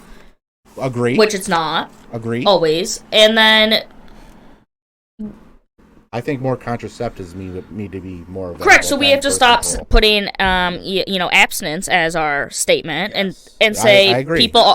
It's not realistic. And say people are a click away. Correct. It's not realistic. And say people are having sex. So instead of preaching abstinence, maybe give someone a condom. Yes. Yeah. And teach them how to use it. So this goes into our another topic. Education. So Okay. But I will say this: that you had mentioned, who's going to say that? Is the government going to tell them? In a way, yes, you could just write a law or make some type of compliance thing that if you're in a clinic, especially if it's, because I think it shouldn't be as governmentally funded. I don't think anything really should be, but I think if you make a law and just say, hey, you can't give someone this, 3 or more times a year or something like that, something that's actually has a health benefit to the person too as well. Yeah. And it's just look, this is a part of it. If you're getting it, and again, if you want to do subsidies, do it, whatever. The government says if you do that, we'll give you extra money to not, have that. But it's also not just saying, no one can get one. Yeah. Because it's unrealistic. Or you have to be at 6 weeks, which is it's not realistic. It's not.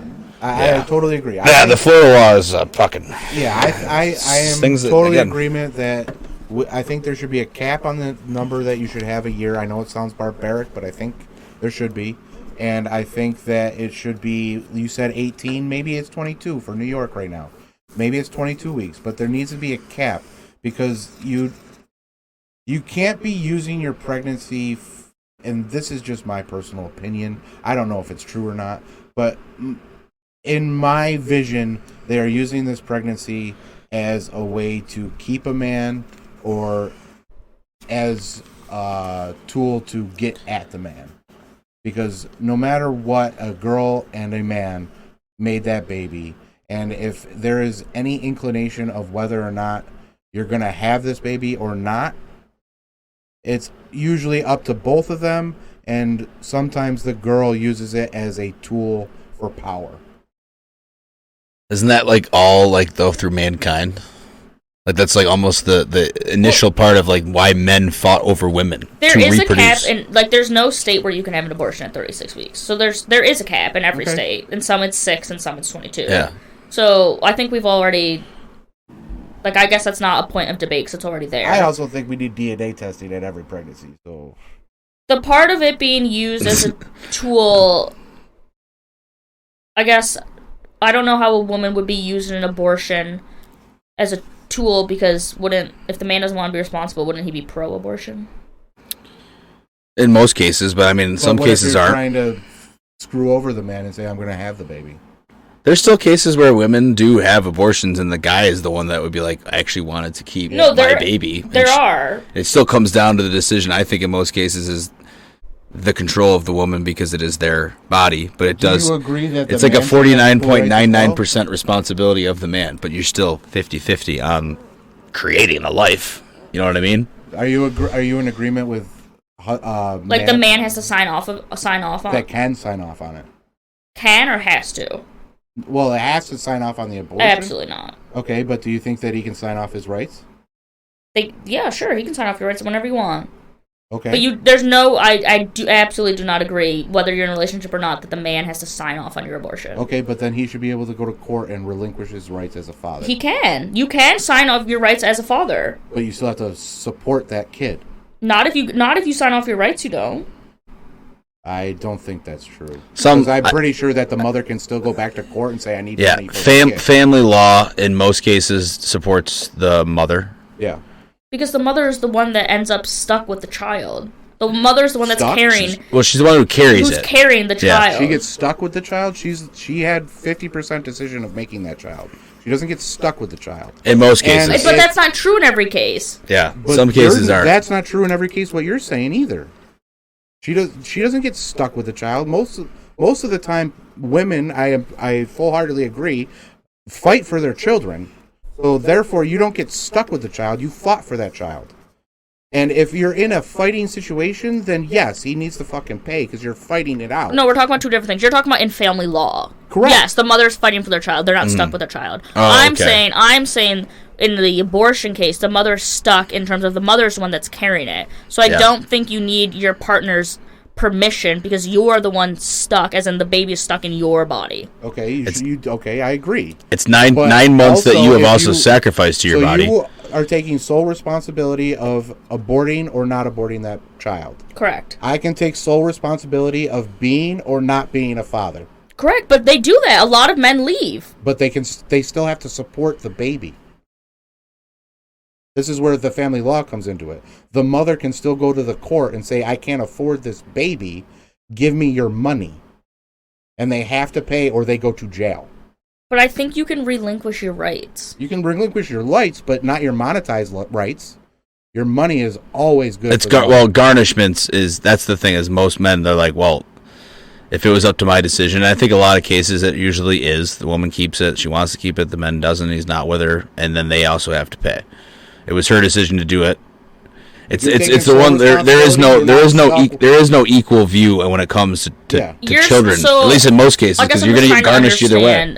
I guess I'm trying to understand. You're saying that. So now we're not talking about abortion. You're saying that the woman does not want abortion. She wants to keep the child. No. I'm saying either way. You're taking sole responsibility of either having or not having this child. Yeah. Therefore, I can take sole responsibility of having or not having this child. Why can't we have it both ways? You say that you have the 100% choice of getting an abortion. Correct. No matter what I say, no matter what. So therefore, why can't I do the same thing? And you're saying you think that you can, but money-wise, you cannot. You cannot be a part of that child's life because the mother won't let you to. The one football player, he had 8 kids through 9 different women? The other way around. 9 kids through 8 different women. So somehow they got 2 of those combined. And I think that's why he kept playing football for so long. But because if we want it your way, then you can just knock women up and leave them every 2 days. I'm saying that if you're going to take responsibility, take responsibility. You aren't stuck with that child. You made the decision to have that child. If we're gonna fight for abortion, then you have to fight for me on this. But if you are together and you made the decision together to have the child. If you made the decision together to have the child, you're not making the decision to have an abortion. So what's the issue? Because you're saying that, like, if you are deciding to have the child, then you shouldn't turn around and be able to sue the father for money. That's what you're saying. Yes. But if the father was in favor of it, I think there should be more. Again, this kind of comes to government control, though. You have to have a government control. I'll explain it better. So if you say that you can get abortion without me saying it, without me signing off on it, saying I have 0% say in whether you have or don't have this child. Correct. Therefore, if I am a man, put myself in the woman's shoes.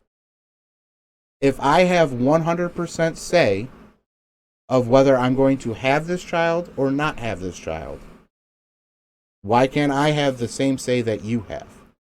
Because you are making the decision for yourself whether you are going to not have this child or have this child. Why can't I make that same decision? Therefore, if you have the child, because you had 100% discretion, you are not stuck with the child. You had the Correct. You chose to have, yes, you chose to have a child. Yeah. Therefore, if I was against pro-abortion, if I did not want to have the child, I should be able to sign away my father rights and any money that you wanted. Because you had the right to say, I don't want this kid. But why can't I have the right to say, I don't want this kid and he doesn't get any money? Because you could have gone and not had any money taken away from you if you went the abortion route, if I was for it. But you decided that you wanted to have the kid. Whatever the decision is, whatever it is, you wanted to have the kid, that is solely your responsibility if I wanted to have the abortion.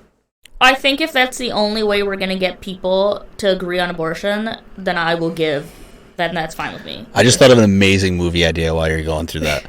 A left-leaning guy, like who's pro-abortion, who's pro-choice, knocks up a pro-life woman. Yep. And he's like, well, you have the right to make that choice, and then he's so pro-abortion or whatever, and she doesn't want to keep it, and then he ends up having to pay a ton of money because he didn't want the kid. Maybe it's not as funny as the movie as I thought it would be. But like it's, I can see that happening. Drama. I was gonna say it could be it's a drama. I don't know if that's a comedy. Maybe comedy drama. I don't know, but yeah, you would be the quick-witted guy in the crowd of the courtroom or something. Yeah, I was thinking like that maybe it happens more often than you think. If you want to give up your right, that's fine, but then that has to be a conversation that happens prior to being born. So you can't do that. Abortion, the same conversation. Everything has to be done at 16 weeks. Yeah. Let's just say that. Before the abortion even happens, all of this has to be negotiated. Yeah, that's what I'm saying. It's like I just don't think you can screw it out at the end. No. That's okay. So that's fine. If that's the only way I can get my abortion, fine with me. All right. That's all. That's all men really need is because, and that's why I'm an advocate for DNA testing. Because first off, we don't know if these hoes are having our fucking kid. Well, but I just think you're talking about a certain population, and there's so Have many you seen people. These videos on YouTube, there are dozens dozens upon dozens upon dozens of girls that go on these fucking YouTube videos that are just straight skanks. I think you're just watching again a very, very, very small population. There are many people in marriages who are monogamous that need an abortion. Yes. No, I know what you mean. I think in cases though of those people who sleep around, I'm gonna have to assume. Like, especially nowadays, if they're having a kid, they're probably more than likely going to get an abortion anyways. Like, they're just never going to get to the point of, like, who the father is, probably because they're like, oh, fuck, I don't know. Like, if they could be in a relationship, they couldn't be in a relationship. They're like, I don't really know who the fuck it's going to be. But, I mean, on the DNA testing side of things, I mean, I think that would have to come into effect if the guy himself was like, look, I was against this. Or if he was like, I'm not, in certain cases where it's like, look, I have to have the paternity test to just prove that I don't have to owe this money. But when it was proven that it was you, it shouldn't get to that point. But what about the people that go on and be a father figure for the kids, and then something happens medically and you find out that for 19 years of your life that you've been father for this kid, it's not your kid. But it still is your kid. Still, you still raised it. Okay, but it's not your... But it's not your bloodline. It doesn't. But doesn't that fucking hurt? Doesn't that hurt? Like, you have no idea what it is. You will never have the idea of this is not my kid. Yeah, I mean, in a way, like, it happens a lot. I can't even fathom of going through life for 19 years thinking my son is my son, to turn around and say, "Oh, it's this other dude's kid, and I've just been taking care of him." I don't understand that. I'm just saying I don't really understand how that plays into after 6 weeks you can't have an abortion. No, I'm just saying we need DNA testing. If we have a kid, you need to have DNA testing immediately. That's fine. I don't disagree with that. My issue is that in many states... It had nothing to do with abortion. Okay. My bad. My issue is that in many states... 6 weeks is too... They're saying they're pro-life, but they want women to go septic and die before having an abortion. No. Yeah. We agree on lockstep on that. I don't think rape victims should have to have the fucking child. I don't think anybody that has a medical dire to have it shouldn't be able to have it. I think... Incest. I think all of these things are rightful arguments to have it. Yeah. But like I said, you just don't want it to be used as birth control. Yeah. Birth control, and I think there should be a cap. Right. And you said there is a cap, and I'm fine with whatever cap that doctors deem necessary. I'm fine. But there needs to be a cap. Yeah. All right. And with that, we'll move on. We have 2 left, folks. All right. Let's go with education. We mentioned this one before. Oh, boy. Well, we can just roll in from our last conversation. We got a question. I would just do a quick question, but you guys get carried away either way. And I threw it in there because we haven't mentioned it once. COVID-19 has no doubt had an effect on the current state of education and the continued downward trend in test scores for students in the United States. What changes, if any, would you make to public education in America? I think we're up to Beejapheth actually being first. Rip it down. Okay. We need to... Bold. Speaking of rip it down, can I get one of those? Yeah. We need to figure out a new education system. We are not giving these kids a way to go into society nowadays with a good education of how shit actually fucking works. Everybody that goes through high school, and then if you are lucky enough to go through the college situation, once you hit the real world, you are not prepared. You get drugged through the dirt like a motherfucker. We need to get more incorporation of what actually goes on in real life. Like, I think we need to realize how we do our taxes. We need to know just basic essentials of life. How to start a fire. How to change a tire. We need to go through the whole fucking education system and start from scratch. Because this shit that we're putting out is bullshit. And we're getting a lot of fucking degrees that don't do dick for the society. And then all of these kids are getting into fucking enormous amounts of fucking debt. And then they can't get out of the hole ever. Because they can't get jobs with these degrees that they got. So we just need to revamp the entire fucking thing. I don't know how to do it. I would take experts because I'm not an expert. I'm just a dumbass. So I would need to get like... I would want the teachers to figure out, because they're the ones interacting with the kids, so they would have the best sense forward, I think. Okay, Ruby? I mean, I agree. So I think there's a lot of issues with our public school system. I also think like we built the curriculum before there was the internet, so we're asking kids to like memorize dates. When in the real world, you're really never going to have to memorize a date. It's not about, like, when did the Civil War happen, which I think is, like, a history question. Yeah. It's like, when did the Civil War happen? Who was on what side? When I think the question should be, why did the Civil War happen? That's another topic. Why did... Okay, well, we're not getting to that one. I think maybe the question should be more so, why did it happen? Because in our world, you're going to be able to look up the date. Yeah. So why are we asking someone for just, like, rote memorization? Why aren't dates, sites, battles, dates and places, Jeopardy questions. Yeah, why aren't we putting more into, like, why did it happen? How do we prevent another one from happening? Like, where's more of, like, the critical thinking? And then also, of course, like, why don't I know how to change a tire? Why don't I know that? Yeah. Do you know how much education I've gone through? Why do I not know how to change a tire? It's a good point.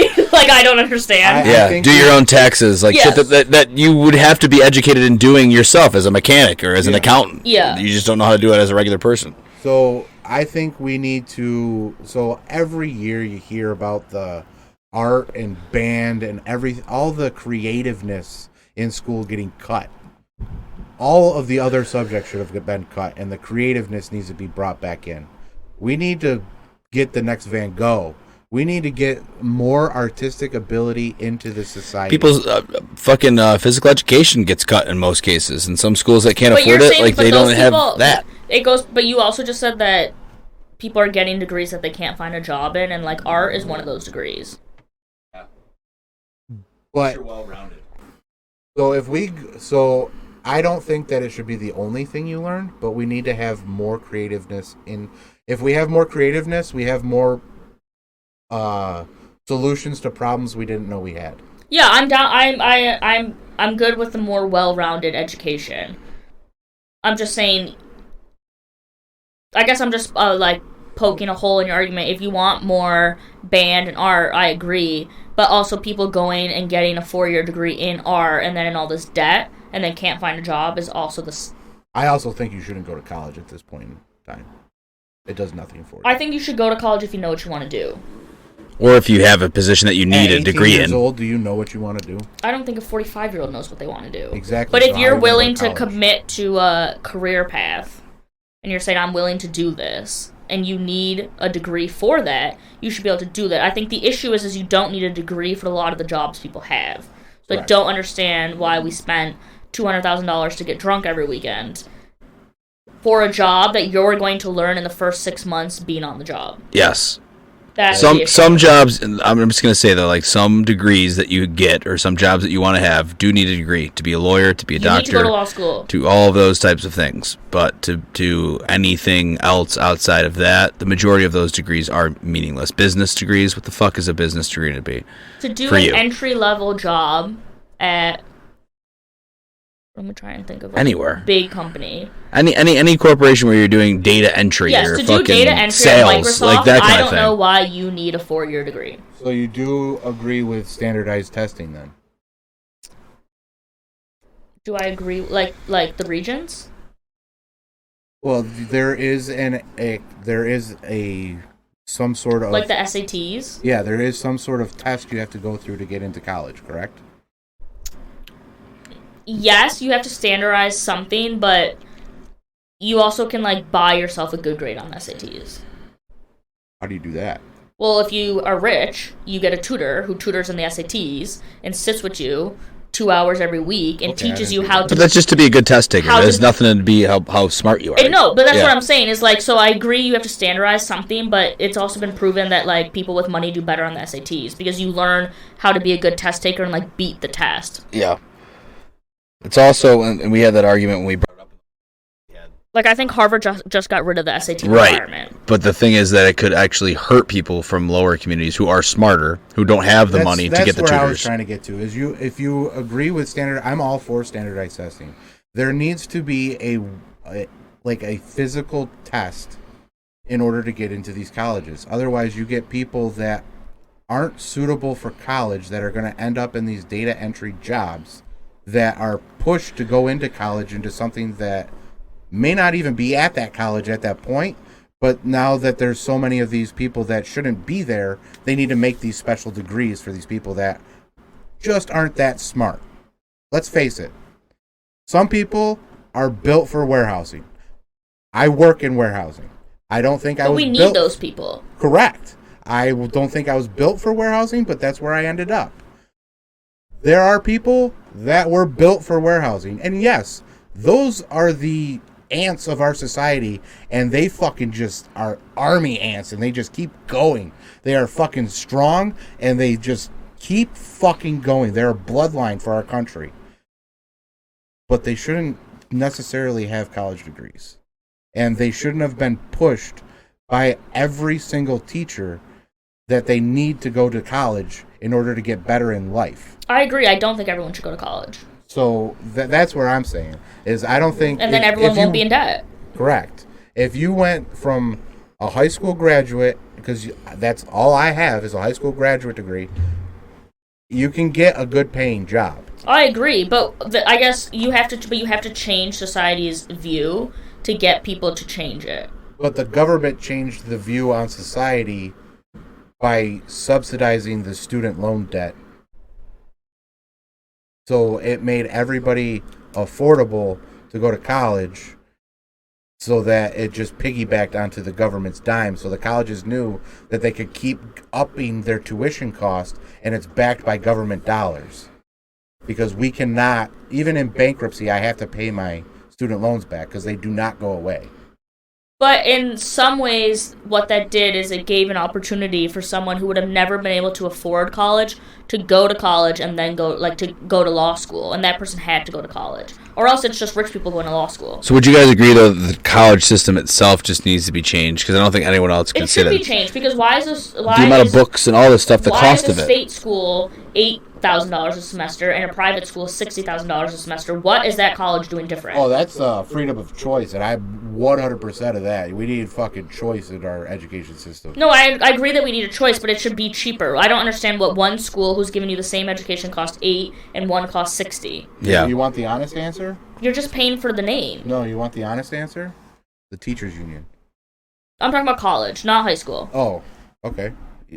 But, I mean, I would say in any public school, you're right, the union has the majority say over all of it. The parent themselves, at the end of the day, who can't afford to send their kid to a private elementary school or a private high school, they're paying, and everyone's paying the same amount, but you're not getting, obviously, the same education out of it. Right. Also, I'm going to run to the bathroom. Yeah. What happened? So go to the bathroom. Oh, all right. Is it down here or upstairs? Upstairs. It's up, yeah. Up past the kitchen, off to the right. Even though this is Beejapheth's home. We actually have one more after this. We can finish off with a little Geopol. Oh boy. But yeah, I think that's been productive so far. What do you think? This was the extra topic. I wanted to save it for last anyways. What do you think? I think it's going well. Do you think I'm getting my point across? I don't know if I'm... I think you are. All right. You know, in a mid-session review, because we are live here on Leaving Earth Podcast. That's Leaving Earth Podcast. Check us out at Leaving Earth Pod on Twitter, at Johnny_Anchors, and at Beejapheth. That's Beejapheth, BEEJAPEHETH.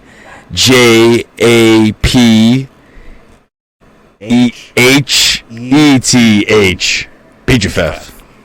I had it going for a while there. I'm so fucking dyslexic. But yeah, I think it's going well. How do I get this thing from stop spinning? Spinning. You see this? I try to put the mic all the way over here next to me like this, and it just makes its way back every time. I don't think you can. Sorry. It has a mind of its own. Yeah. It's just not gonna. It's weighted that way. If you turn your mic up. Whatever. Right. I'll just keep leaning.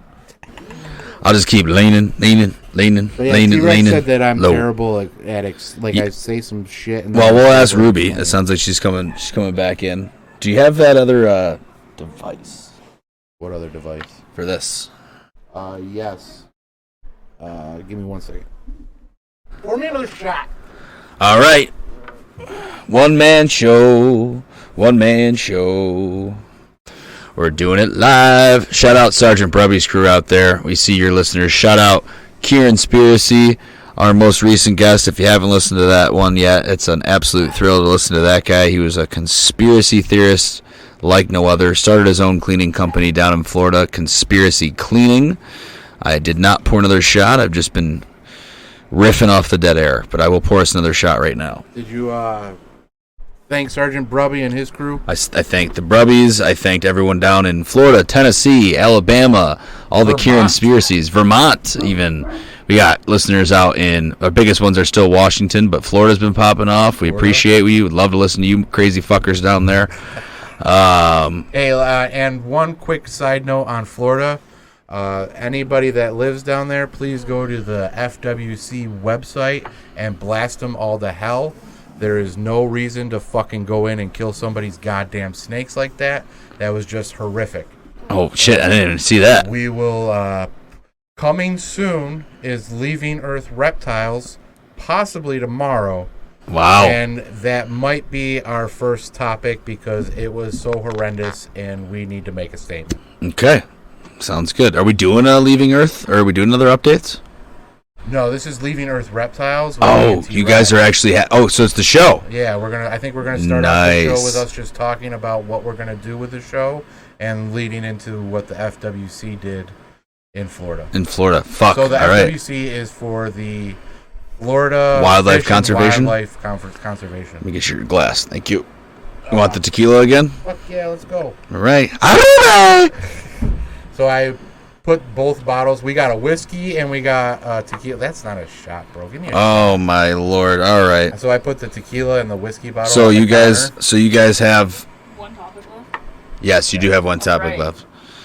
So I put the tequila and the whiskey on the counter. Yeah. The lady behind the counter goes, so we went to Scotland to Mexico.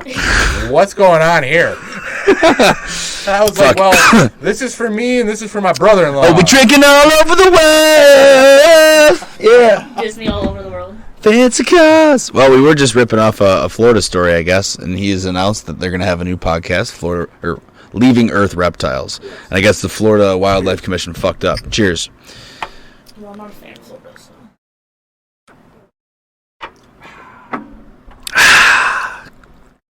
Here we go. All right. We got one topic left. Before we get into the last topic, Ruby, Yeah. thank you again for coming down here. Listen, I am open to hearing everyone's opinion. You had some fun?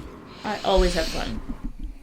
Well, I struggled to find where I put my phone. I might as well. How am I What were your explaining impressions things of correctly- Beejapheth as a correctly? candidate? I think you're explaining things correctly. It just takes a second. Like I think Yeah. you say something, and I'm like, no, and then you explain it, and I'm like, okay, I get it. That's exactly what I- T-Rex says. I do. I think- I say something very jarring, and then, but let me explain. Yeah, because I think you say something, and I'm like, I absolutely don't agree, and then you explain it, and I'm like, okay, I can agree with that. Yeah. But That's why I don't think that I could do an actual debate. I need a long form debate. 'Cause Right. I'd get the clickbait. well, if you're running, you're gonna have to get used to it. Well, that's why I have my campaign manager. Yeah. So that he could help me. Done a great job. Yeah, I supported one libertarian campaign one time. We got 1.4% of the votes.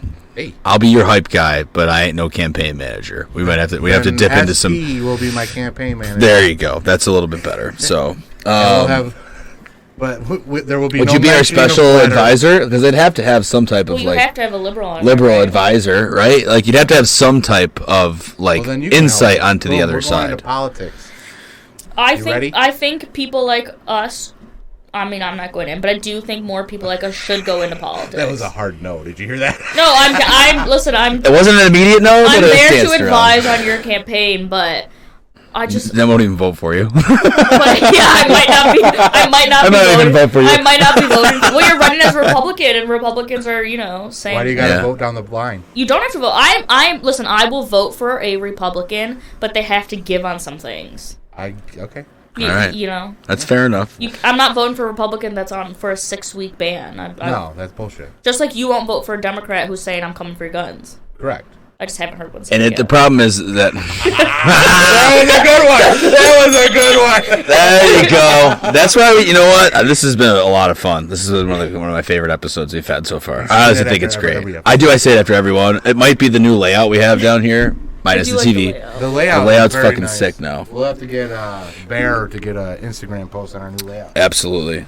All right. So final topic here. I came up with this one myself. I wasn't on actually the top list of last year's maybe most important positions or issues. Because most people don't really pay attention to geopolitics. So right now, we have world superpowers, China and Russia, increasingly becoming greater adversaries of the United States, which includes the war in Ukraine and a potential war in Taiwan or somewhere in the East. Who is the biggest threat to the United States and why? We lead with Ruby. I think we're the biggest threat to the United Wow, States. I like that answer. That's a good... I didn't see that coming. I didn't But- see it coming. Okay. I think if we... it's just not one reason, but I think we are involved in a lot of geopolitics. And we are involved in a lot of things going on in other countries. Regime changes. And other countries It's one of our don't big like ones. that. Yeah. And then they get mad. Do you believe that we should be? I think at this point we're so far in, I don't know how we just leave every country at all times. Because they're already mad at us. Yeah, and you're now leaving the people who don't like you with the resources most likely that you couldn't leave with. And I'm thinking of, and specifically I'm thinking of Afghanistan, but like also like Sudan, all those places that keep falling. It's just like a trickle down effect. Yeah, so I don't think it's like, should we be scared of Russia or should we be scared of China? I think the reason that they don't like us is because of things we did. And in some ways it's not things we did, in some ways they just don't like us and they want to have control. Or they're just ascending. They just want to have power. Control. Yes, and like it's like a bell curve and you are up and you're down, and in some ways like we're just going to lose our power at some point. You read Ray Dalio? Seen that? You've seen that bell curve? I know what you're talking about, but I don't know that I'm like scared of China per se. Let me put this way before I give Beejapheth the mic back. Because I think you should be scared of China and Russia. They're both unpredictable, but China especially. So that bell curve you mentioned. All the topics that we covered today, education, healthcare, the economy, money, everything, pretty much everything, besides maybe guns, because America is just such a fucking outlier with that. All of that can be mapped and graphed for each rising and falling superpower. And all the way back in time, and Ray Dalio had printed this out through a graph, that all of those things started failing right around the time that another superpower was increasing all those things. So education in China is really good. I'm not 100% on their healthcare, but I think it's probably okay. They're just, they're fucking tyrants about it. Yeah, exactly. I'm not 100% sure on their healthcare and that, but like the education is up. The quality of life for the most part, besides not having freedoms, is up. But they just control everything. Right. It's like they can control all that, and they can control the information too. But at the same time, it's like every other power before they were about to decline had all of those issues that we talked about also declining, and that's an easy way to chart. And that's all I was going to say on the China side, because you mentioned the bell curve. Why should I be afraid of China? I don't know if you should be over the world. Yeah, I don't know if it should be afraid that much of China themselves. Took over the world. Right. Correct. And we're used to living like that. We're used to living as the top power. I think we have to I don't know if that we're ready not for that. Going to be the top power.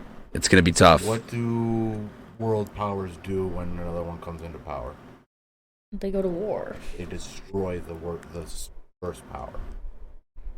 Well, they don't have to destroy it, but they definitely go to war. The Nazis came to power. Yeah. We destroyed the Nazis. Well, they were not at the world power at that point, though. We knew what they were doing. We decided to go in when we wanted to go in. Correct. Which is exactly what I think we should do now. Bring everything home. Everything home. Bring manufacturing home. Bring how we make computers home. It's gonna cost more money. That's fine. It's not fine. We just talked about inflation. No one wants to pay for anything. Well, you know what? If you bring all those things back, everybody will have a job to pay for those higher costs. They won't, because you can work 40 hours a week and not be able to pay for it. There has to be changes. That's what I'm saying. There's going to be some concessions if it goes to that way. If we're on the decline, China's on the incline. And if they become superpower, shit's going to get real fast. Mostly in the dollar. I think the biggest thing right now is to watch like who is now trading in yen. I think it's yen. Y-U-A-N. It's not the yen. Mm-hmm. That's Japan. Mm-hmm. But more countries are starting to... Yeah, that was Hey, it's been a long conversation. We made it this far without bringing racism into it, and I would love to not leave this room by calling both of you racist. So, all right, that's fair enough. So, the Japs have the yen. He had to do it. All right. The Chinese government has been increasing their the overall trade, and that's what happens when you become more of an economic superpower, which they've become for a while. This just didn't happen overnight. China's been doing this over 10, 20, 30 years. The way China is doing it is far superior than the way we're doing it. We go in there, they're smarter, blazing, saying, "Hey, these people are bad. You need to overthrow that government so that you come into power, and then you are our." Yeah. You do democracy. We're going to give you democracy. But the way China comes in and says, "Hey, Africa, looks like you need some roads to get from point A to point B. How about we build you those roads, and then you pay us a little bit?" And they're going into every single country saying, "Hey, we'll build your infrastructure. We'll help your citizens out if you pay us this money." And then they're gaining control of all these little things.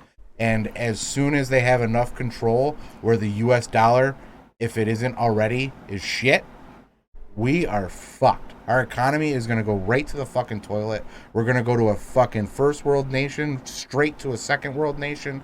And if we can't pivot, we're going to go to a third world nation. And we're going to lose all of our power. All of our fucking technology won't mean dick. Our podcast won't mean anything. And it's going to be fucking torturous. And then you're going to want an AR. And then you're going to want an AR. No, I don't think I am, because I don't think China's coming guns a-blazing. No, they won't, but everybody else will They'll be. come out with their hands out, saying, hey, here, come have this. Yeah. And all 90% of America is going to be like, oh, look, the fruit. And fucking the 10% are going to be like, I ain't fucking eating that. And then all of a sudden there will be a switch where that 90% fucking says, oh, I enjoyed that fruit. All right, but now you owe me something. You owe me that digital ID in your wrist so that we know where you are at all times. Now you're on a conspiracy. I hit the bells. I had some bells. It's in China. Now you're on a conspiracy. They do have the social credit scores in China. Cities. It's in China where you have to scan your face to leave or enter. It's not a conspiracy theory. It's fact. That is what China is doing. For their citizens. Yes. But you're talking about global domination when it happens? Yes. It might not be overnight. Like, everything takes time. Like, they're not quite surpassed us yet militarily, but they're getting close. Right. The U.S. military is the only thing really holding it together. It's completely honest. The only thing holding us from not already losing all of it, because China's already manufacturing more goods than us. Their GDP, I think, is now higher than us. They're economically better than the United States by far. They're buying the influence, like you said, in those other countries, building them roads, building them infrastructure, gaining allies in places. Brazil just left. Brazil's a huge fucking nation, a huge manufacturing nation, too. And now they're going to start dealing with China more than they would deal with us. All of that is going to have a trickle effect. Mm-hmm. So it won't happen, overnight, but it's like when people are like, well, why would you prepare for that type of thing that's never happened before? But, every single empire thought the same thing. The Romans thought the same thing. More recently, the British Empire probably thought the same thing. Yeah.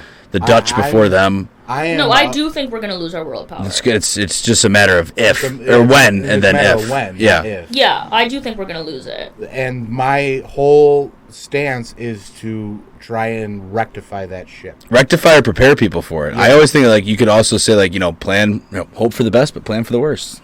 Shit, I don't need it now, but fuck, I might need this life boat later. It's good to have it in case I hit a fucking iceberg. Even if we all have it. It doesn't mean that they're not going to take over. You know why? I don't think anyone should just carry it around, first of all. I also think the people should carry them. You know why no one has come on this soil since the revolution? Because of our military. No, because of our guns. Because of the citizens' guns. We have more guns per capita. Do you want to invade a country that has more guns than people? A lot of citizens strapped.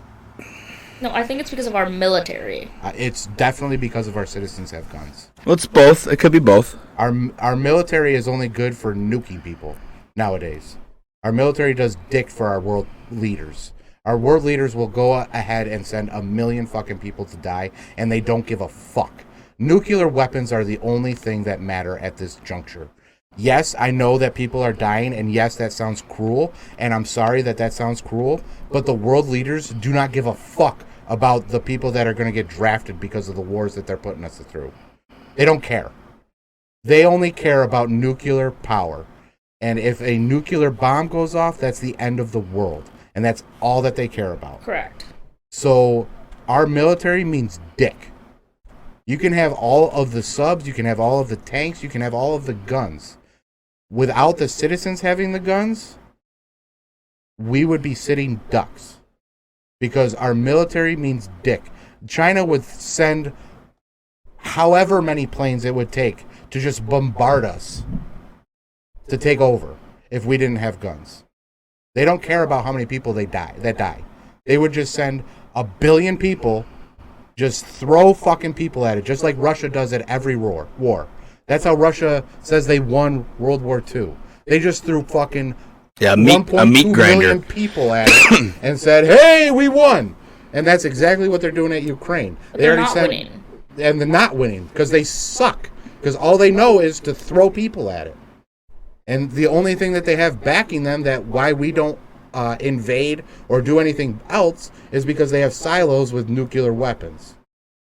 Anything that is military that you think is stopping people from invading is bullshit. Because Russia invaded Ukraine.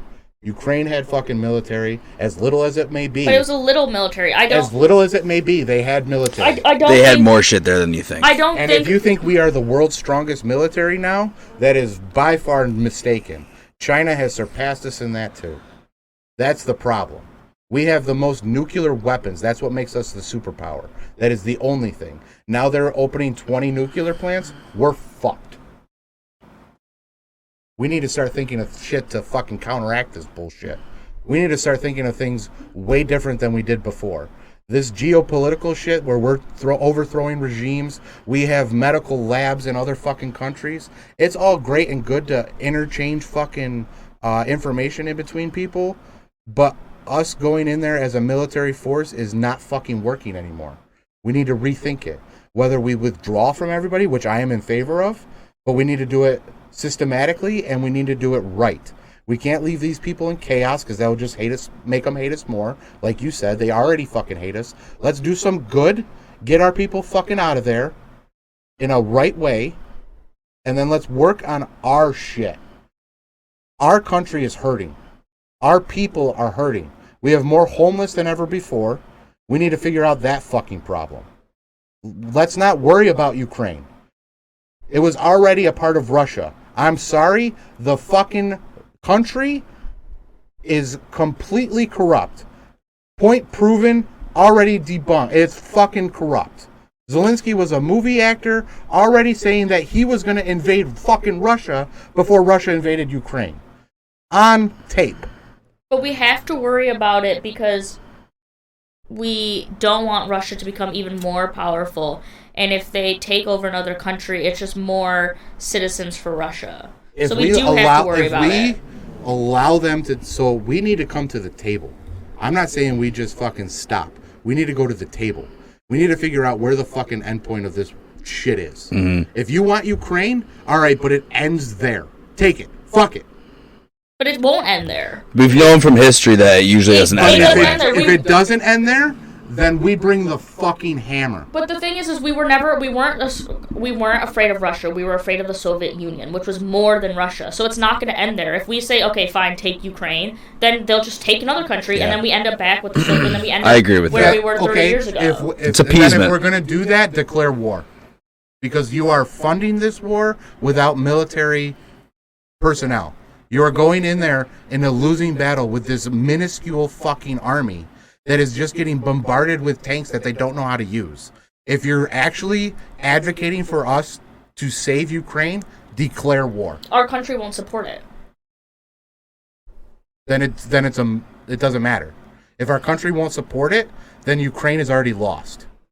It's done. But if we declare war, if we say we are going to be allies with Ukraine and declare war, I don't think a majority of this country is going to support it. The majority of the country didn't support Vietnam, but we still went to war.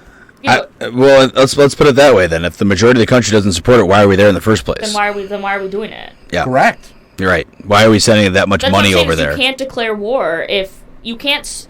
Well, why are we doing it? Because you're sending money, people aren't going to think about it. But you want to send troops, which means people are going to die. Americans are going to die, and that is where people are going to draw their line. But you're already sending money that are just lining the pockets of the 1% over there.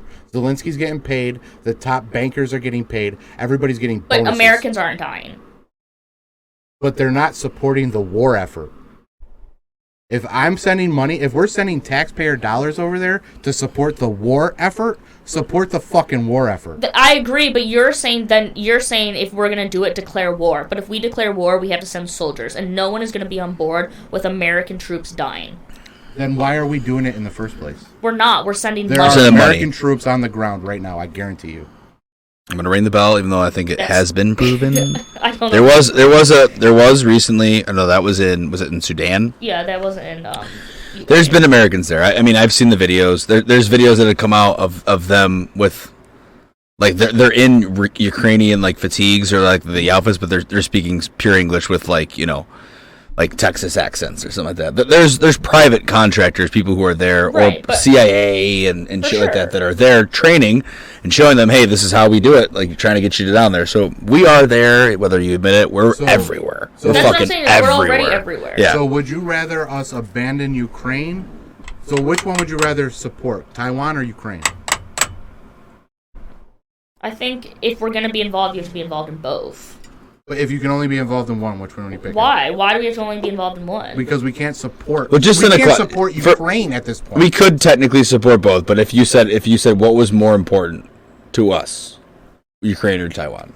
I think they're equally important. It's the same thing. It's one country. Because again, if China takes over Taiwan, then next they're going to go for Thailand. So I will say just stop. And he told me this in one of our last episodes, that Taiwan is the #1 producer in the world in semiconductors. And if it's for U.S. made products, #1, like the 90% of the 90% of the semiconductors that we use in the United States come from Taiwan. Ukraine has a value in spirit, and like, hey, we want to protect this democratic, and they do have a right to be a sovereign nation. They have a right to have their own territory. They're no longer a part of the Soviet Union. They're no longer a part of Russia. They have a right to defend themselves. But if you're looking at it from like a resources value, I see what you're saying. From what I know is they have a lot of important to us in terms of like of our day-to-day life. Yes, sure. But I'm saying in theory, if you're going to support one, you're going to have to support. You should support both. Country can't support the one.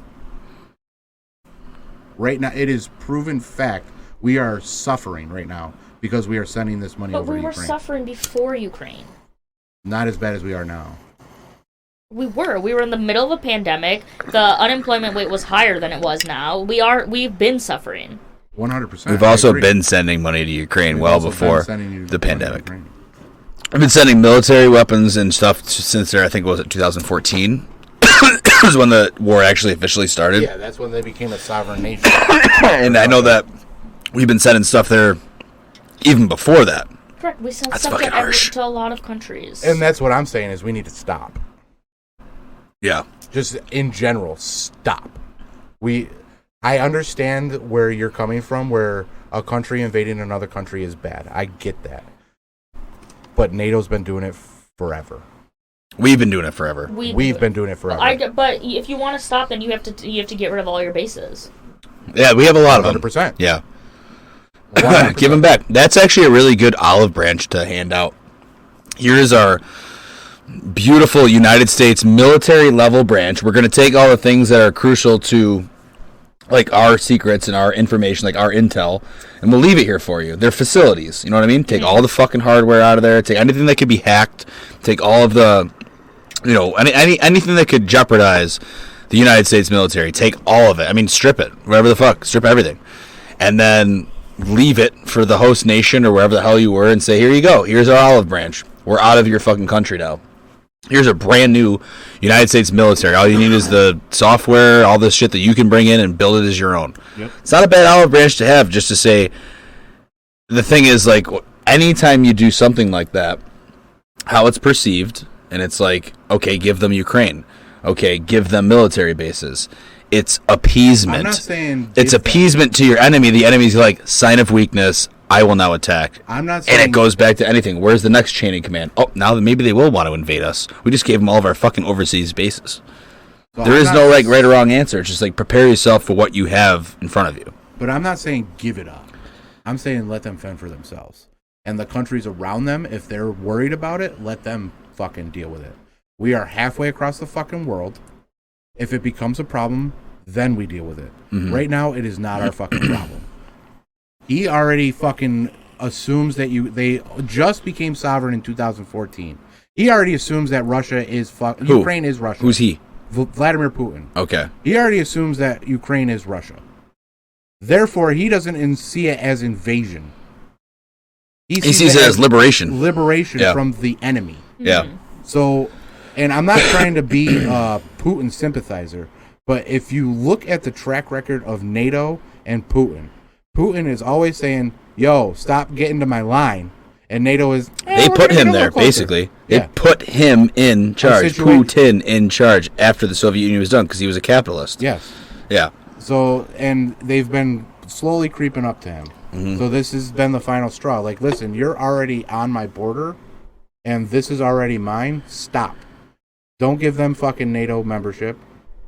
And now we're giving them NATO membership. Like, the one thing to piss off this dude, we gave them. And if you think we're going to gain anything by supporting Ukraine without sending troops, we aren't, because the funds are going to get misused like they've already been. And we are sending... It's a funnel. It's funny money. Highly sophisticated military equipment over there to these people that get maybe 5 days of training. Or, at this point, Ukraine isn't that big of a nation. I've thought of this. How long could they actually last without reinforcements from other nations? Not long. So, this could get off topic, too, and I don't know where it could go, but Germany just announced today that if there was a draft... Mm-hmm. Gender identity doesn't mean dick. If you're a biological male, you're getting drafted. But they support LGBTQ. That's a whole different topic. Yeah, I don't want to go into that. Topic, we won't go there today. We won't go there today. I think we'll end it on that. Different day. But hey, I had a great time with you two down here. Did you have fun, Ruby? I had so much fun. I like that name for her, Ruby. I'm going to start calling you that out when I see you in public. That's good. I don't want anyone to know my identity. What up, Ruby? Yeah, after this, so you're one of those people. I don't want anyone to know my identity. Why? That's good. You got your thumbprint on your phone? No. You got your facial recognition on your phone? No. More than most. That's really smart, man. See, we have more in common. She's more careful about that shit than myself. All I did was change my fucking search thing on my phone from Google to DuckDuckGo. Oh, I'm beating the system. Yeah. They don't see what I'm I just think, I'm going into a career where people... Oh, you're definitely at risk. At risk. I think there's other Very things much about so. me that make me more at risk. We all are. So that's why, even when I came on here, I was like, that's fine, but I don't want my identity on it, because I think it could all be construed in a way to be used against me. Oh, yeah, absolutely. I mean, it's why we hope it's not that way, and hope that anyone listening to this entire thing and not taking one thing out of context is the whole point. That's the whole point, yeah. Is that we truly believe in an entire conversation. And I thought that was a really good one to have, and a lot of good topics. We went back on some, we went forward on a few of them. It was fucking great. I had a good day. It was a good afternoon. More people need to do this type of shit, and that's what we're all about. That's why we want to do it. We want to have the conversations. Beejapheth came up with the idea. He goes, and you roped me into it, because you're like, people just need to hear you. Yeah. Basically, be a fucking idiot all half the time? Pretty much, yeah. Too loud for the microphone. You're charismatic. Your charisma. That's what I'm trying to say. I break out into song randomly throughout for no fucking reason. Goodbye, Ruby Blue Girl. It was a good day. The liberal at last. Yeah, that was fun. That was fun. Good shit. Thank you for coming on. No problem. Thank you for taking my idiotness. No problem. She's in the WIDA army now. She's actually educated, though. She's a WIDA. We're well-informed dumbasses, but you're educated, so you're a well-educated dumbass. Just means I spent a lot of money. Yeah. So you're actually a WIDA. Yeah, actually. I don't know which category. WIDA, and you can actually pronounce them both pretty much the same way, but I don't know. You can really kind of roll with it. Which category you want to put me in for that? Well, you're a friend of the show. Anytime you want to come back and you want to join us for an updates on humanity, because that was a good one. Yeah, that was a good one. That was a good one. You got the song queued up? So the song? End on the same note as all the time? I believe that I can pull it up for you. At Johnny_Anchors. At Beejapheth. That's BEEJAPHETH. Beejapheth. At Leaving Earth Pod on Twitter and now on Instagram. Hit us up on Gmail, leavingearthpodcast@gmail.com. Fucking, let's get some conversations going, motherfuckers. Conversational that. All right. Thanks for having us, sir. Thank you for coming on. Thanks for inviting me. Absolutely. This was fun. Take it the fuck easy, everyone. Peace!